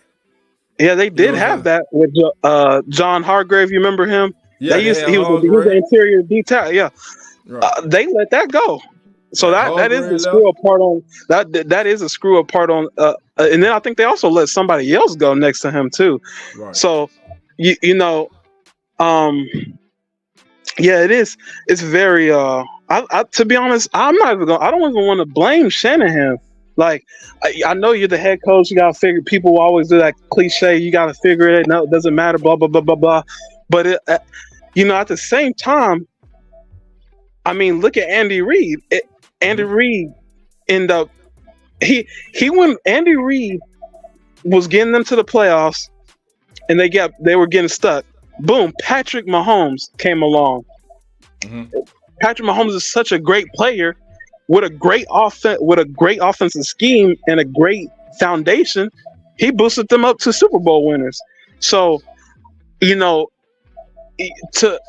I think you have to look. Even Tom Brady. Look at the Tom Brady and what's his Bill Belichick. It literally unironically it is taking a MVP. Of course, you have those few one-offs like the Nick Foles and the Joe Flacco's and stuff, but. Right. It's to win these Super Bowls consistently. It's literally taking Hall of Fame QB and Hall of Fame head coach. So I think whenever you have so many variables, it can definitely get lost in like where you're stagnating. When really it's just whenever you're such a good team and you're literally losing at the final dance, you only got so much to improve on. And then you gotta be able to maintain you're at, or even get better because people are trying to beat you. Mm-hmm. You gotta do that, and you gotta prepare for randomness of football injuries. Gotcha. So, I think it's just like it's kind of, I don't know. It just feels like a little bit unfair. It feels very just like. Yeah, I get what I get the frustration and the questions on, hey, you're not winning it, man. Why are you not? You're getting there, but you're not winning. And I think it's just like, man, because in my opinion, if you like, for instance, not to draw so much long, but if you replace the Rams with the 49ers that season, going against the Bengals, I think the 49ers would have probably won that. They probably would have won that, that game. And it's just, there's just, it's just like it feels like dominoes have to set up to win the Super Bowl whenever you got so much, you know, yeah, you got so much at stake. Gotcha. All right, now speaking of this, so the two teams that ended the season in the Super Bowl last year, arguably the two top teams in the National Football League, the Kansas City Chiefs and the San Francisco 49ers. Weakness last year was the same thing. Offensive line. So it goes to kind of what God creation is talking about is one that helps to have a good offensive mind coach who has a good system, which both these teams do. We know one has a all-this-world quarterback, and the other has a underrated, very good quarterback, and people around them. Now, the Chiefs last year, offensive line was tackle, in particular, was their problem. The Chiefs added 2 new tackles last offseason to try to shore up their line. Neither paid dividends. Donovan Smith or Jawan Taylor. And they say Taylor was even worse on the right side. His PFF grade was 49.8, which was 72nd out of 85 qualifying tackles. Taylor was also the most heavily penalized player last season. Now, the right tackle, Patrick Mahomes' right tackle, had 23 penalties last year. The next closest player on the other side of the ball had 18 flags thrown against him. Now, Smith is currently a free agent. Taylor projects to continue to man the right side of Kansas City's line. While the Chiefs didn't address tackle in free agency, they did select BYU's Kingsley Samadia with their second-round selection to compete with Wayne Morris and Lucas Yang for left tackle spot. Now the X factor, Rashee Rice. We know last season Rashee Rice came on as that guy, but the thing with Rashee Rice now is off-field. What's going on with this young man off-field? Decisions he's been making this off-season. He's going to have to deal with some legal ramifications with off-field incident that happened this year, and of course then he's going to have to deal with Roger Goodell and the NFL and their discipline of the matter. But the X factor rookie to watch is Xavier Worthy. But my thing is this, and like I asked in my last podcast I did, if I'm a Buffalo Bills fan, I'm annoyed as hell. I'm angry as hell. I'm disappointed in the brain trust. There is no way in hell I would have did a trade with the damn Kansas City Chiefs. Right. There's no way that what have the Chiefs been missing since the Cheetah left? What have they been missing?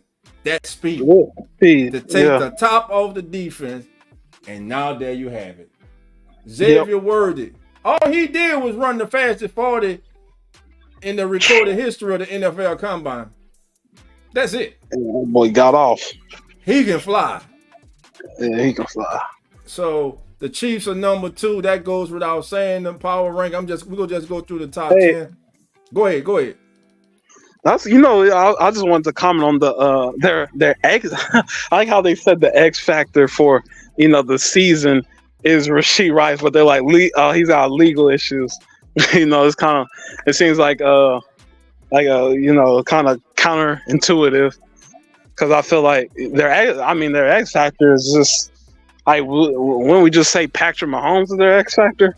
I know it sounds cliche, but like, as long as Patrick Mahomes is playing great, right? Yeah, we know that's a given. But I guess they mean other than. But again, as I say, as a rookie, Rice was relevant. He caught 79 passes for 938 yards and 7 scores, and had an 85 PFF grade. But again, it's his off-season stuff. How's that going to affect him moving forward? Listen, right. And you can tell the Chiefs were looking at this. Hey, we got problems going with him. They got Xavier Worthy. And they also brought in Hollywood Brown. is in here Ooh, in there too. another So pass now route. they got another guy that can take the top off the defense. Now you got Kelsey working the seam underneath, doing what he's doing. Now you got Xavier Words and Marquise Brown able to take the top off the defense. And one of the most underrated players, and to me, reason that they were successful last year is this young man here at running back, Isaiah Pacheco. I love him. Thank you. Me too. I'm glad you love said him. that. Yes. Isaiah Pacheco as a back last year, 205 carries, 935 yards, 7 touchdowns. He averaged 4.6 yards a carry. I don't care what you say. I think They really that took young him number man, one. yeah, he made a difference. He made a difference for that team last year. This is his grades, is on stats last year, as you can see So right there. Go ahead. Do you agree so far? Like 49ers, I would just say switch, and that's my only complaint. I don't understand how we keep doing this every year with the 49ers saying they're the number one team, but they keep getting beat by the number 2 team. Like at this point, we gotta just like face reality and say like the Chiefs, no matter what, are just better than the 49ers until proven otherwise. But Right. I mean, not terrible. I mean, I would. I mean, hey, this is their rankings, but hey, me personally, I would have to say the Chiefs. They beat them head to head. They beat them the biggest game when it counted. It's the Chiefs, man. Until otherwise unthrown, it's the Chiefs, man. It's the Chiefs right now. They're the team to beat, man. And again, family, not only the NFL community is in mourning, not only with the loss of Jacoby Jones, which was reported today, but also longtime NFL defensive coordinator and father of Ole Miss head coach Lane Kiffin. Monty Kiffin passed away this weekend also. But for those who did not know, word came out today that about the passing of Jacoby Jones. And again, we want to send out our prayers and thoughts to the Jones family and to the NFL community and to all his close family and friends. And once again, here's our tribute to the one and only. May he rest in peace, Jacoby Jones.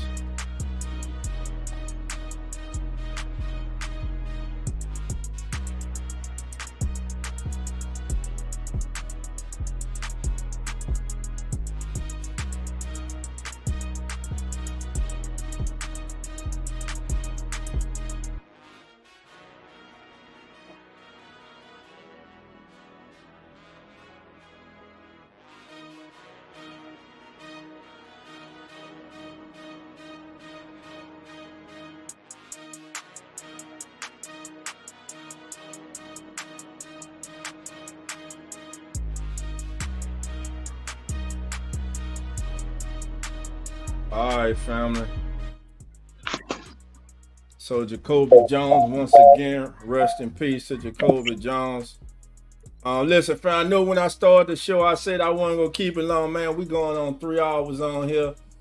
I'm about to get ready to wrap this up. I want to thank J Live 504 for joining us live here. I want to thank Chef Bar D, but better yet, Garlic Creation for joining us and hanging out. It's been a minute, my friend, my brother. Glad that I know football season's here because he's back in the building, baby.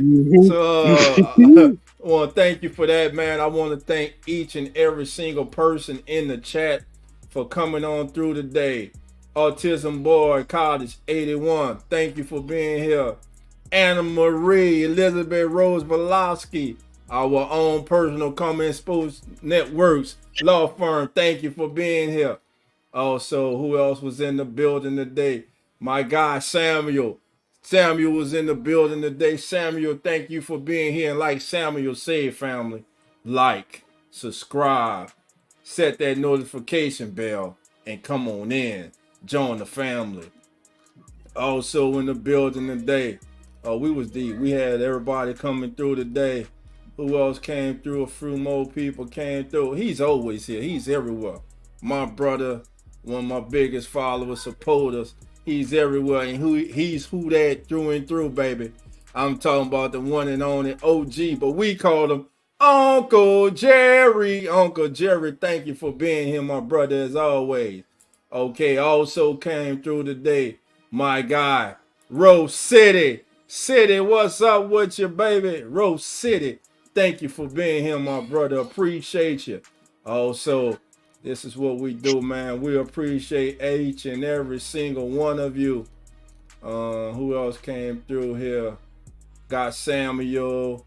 My brothers, they are part of the Come On In Sports Network. That's right, the Come On In Sports Network on YouTube. We're also on Facebook, and follow us also on X, formerly Twitter, Real Fan Sports, which is hosted by Zach and Nonfiction. Great content over there. Also, another member of the Come On In Sports Network is the one and only Mr. Carlos Clayton, the host of Uneducated Sports Talk, and he's live right now as we speak, calling WNBA action. Does a great job of play-by-play live streaming, man. Do yourself a favor. When we get out of here, the link is in the chat for Uneducated Sports Talk and Real Fan Sports Talk. Hit those links, go there and subscribe. And also shout out to our newest member from the Hit Zone, Mr. Jay Hits. Jay Hits and his co-host C-Rod. Dave Hits and C-Rod will be getting it going as the NFL season gets on the way. They're going to have a lot of content coming in, especially for Cowboy Nation. So stay tuned for that. Also, family, who else came through the bill? Purple Marcus, how you doing? Thank you for being here. Come on in. I want to thank T, your first timer. T, don't be a stranger, my brother. Hit that like button, join the family, and come on in. Who else came through the building today? We got Marcus, we got T. James Young. James, thank you for being here. Come on in. James, do not be a stranger, man. Join the family, my brother. Hit that like button, set that notification bell, and come on in. Who else we got, family? Who else came through? My guy, Elite Goods was in the house, and my guy, Just Blaze. Blaze, how you doing? Come on in. Thank you for being here, my friend. Who else? I gotta get everybody, baby. It's been a great Sunday. It's been a great show again. I wasn't looking to keep you guys long, but hey, when you get talking to family, man, it runs like that. Mr. Daniel McKinnon. Daniel, how you doing? Daniel, come on in. Thank you for being here. As always, hey, you got that wrench now. You deserve it. Thank you for your support. All right, who else we got that came through?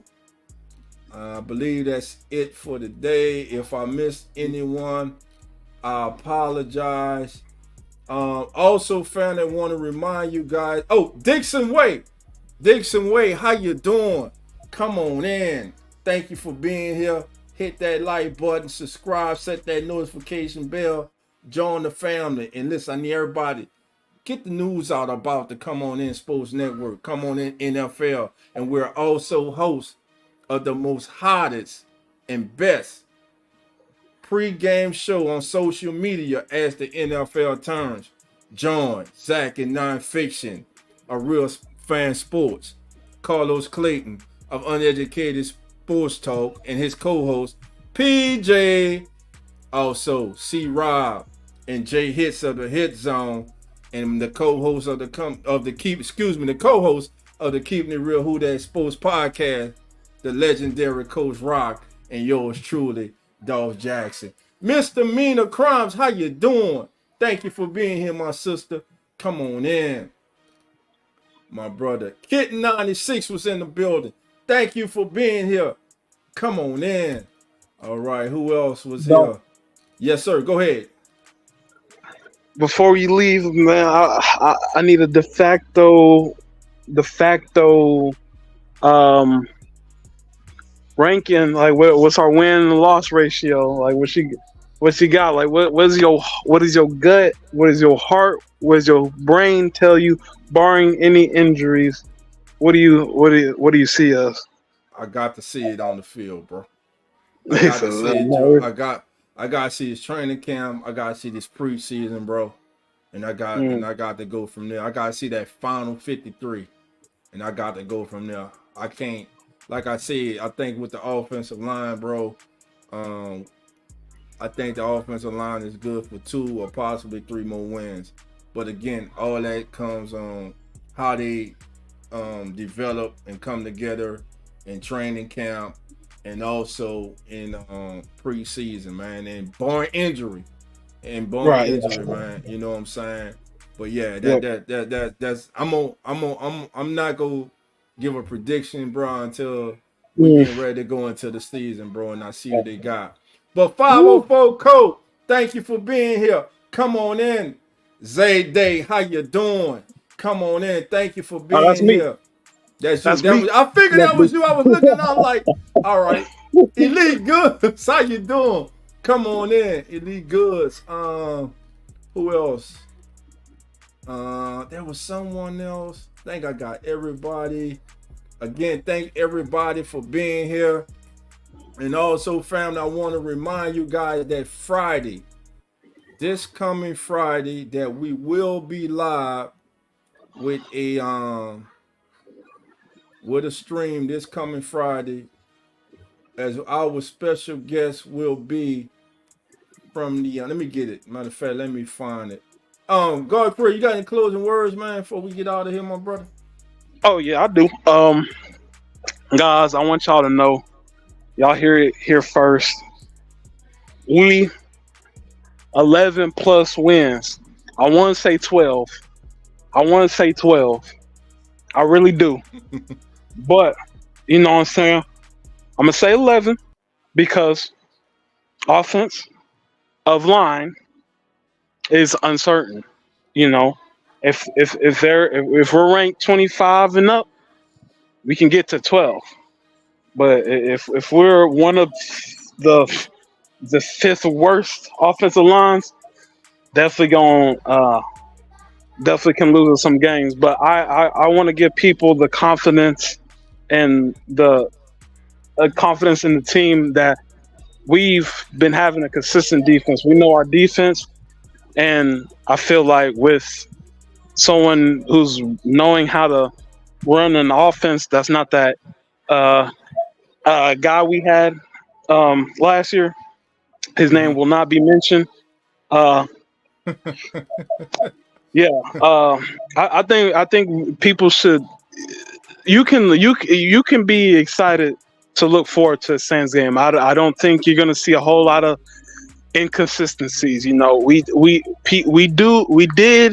get a 9-8, close to a 10-7 team last year with one of the worst play callers in NFL history. So I would say you can. Yeah, he's pretty bad. He was real bad. Yeah,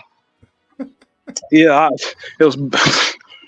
Yeah, I don't want to remember that, but yes, I feel like we're gonna see some progress. So be happy to be a Saints fan. You know, people. I would implore everyone to pour the energy and love into the team.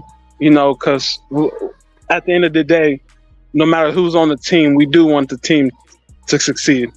At least I think that's what us true Saints fans want more than anything. So, you know, we can look forward to the team, man. That's all I gotta say. Gotcha, man. Appreciate you, bro, as always, man. Got a few more minutes before I get out of here. I see.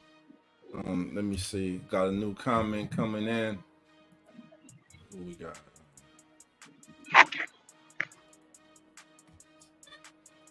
Hey, Dolph, new volume. Huh? Oh, that's old. I'm like, huh? Okay. Oh, yeah, Anne Marie, what time on Friday? Friday, I'm getting that up for you guys right now. So you can get that on screen for you guys. So set your notification bells, family, because we're going to be live Friday, and we're going to be live at... it's going to be 8:05 Friday. Let me share the screen with you so you can see. Set your notification bells. It's going to be Cleveland Browns talk this Friday with my guy, Mr. KC Kinnaman, and his co-host, the one and only, Mr. Jacob Roach. They will be in the building this Friday, 8:05 p.m. Cleveland Browns talk.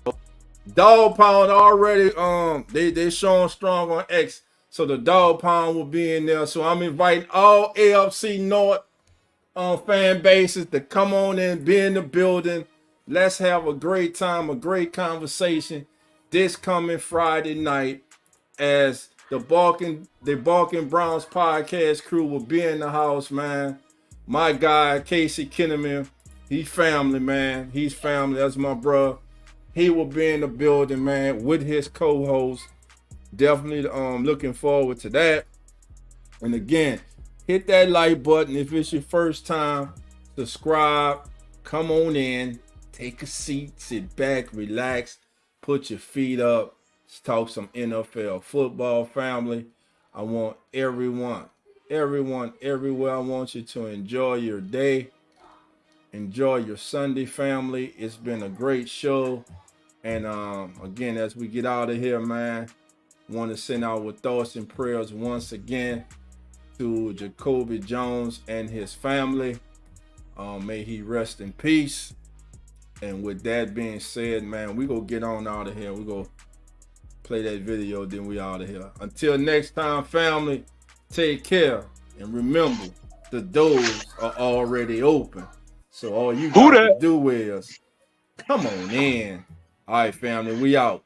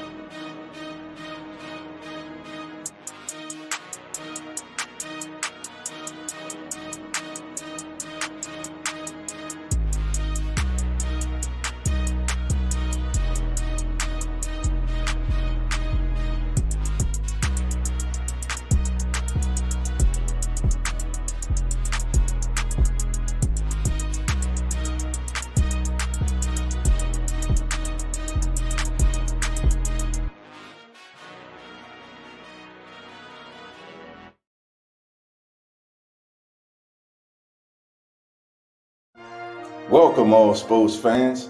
I'm Dolph Jackson, one of the hosts of the Come On In Sports Network, a brand new sports network catered to sports heads like yourselves. Here on the Come On In Sports Network, we'll be covering the latest topics and current sporting news from around the world, such as baseball, football, basketball, and more. So sit back, relax, put your feet up, and come on in. The Come On In Sports Network.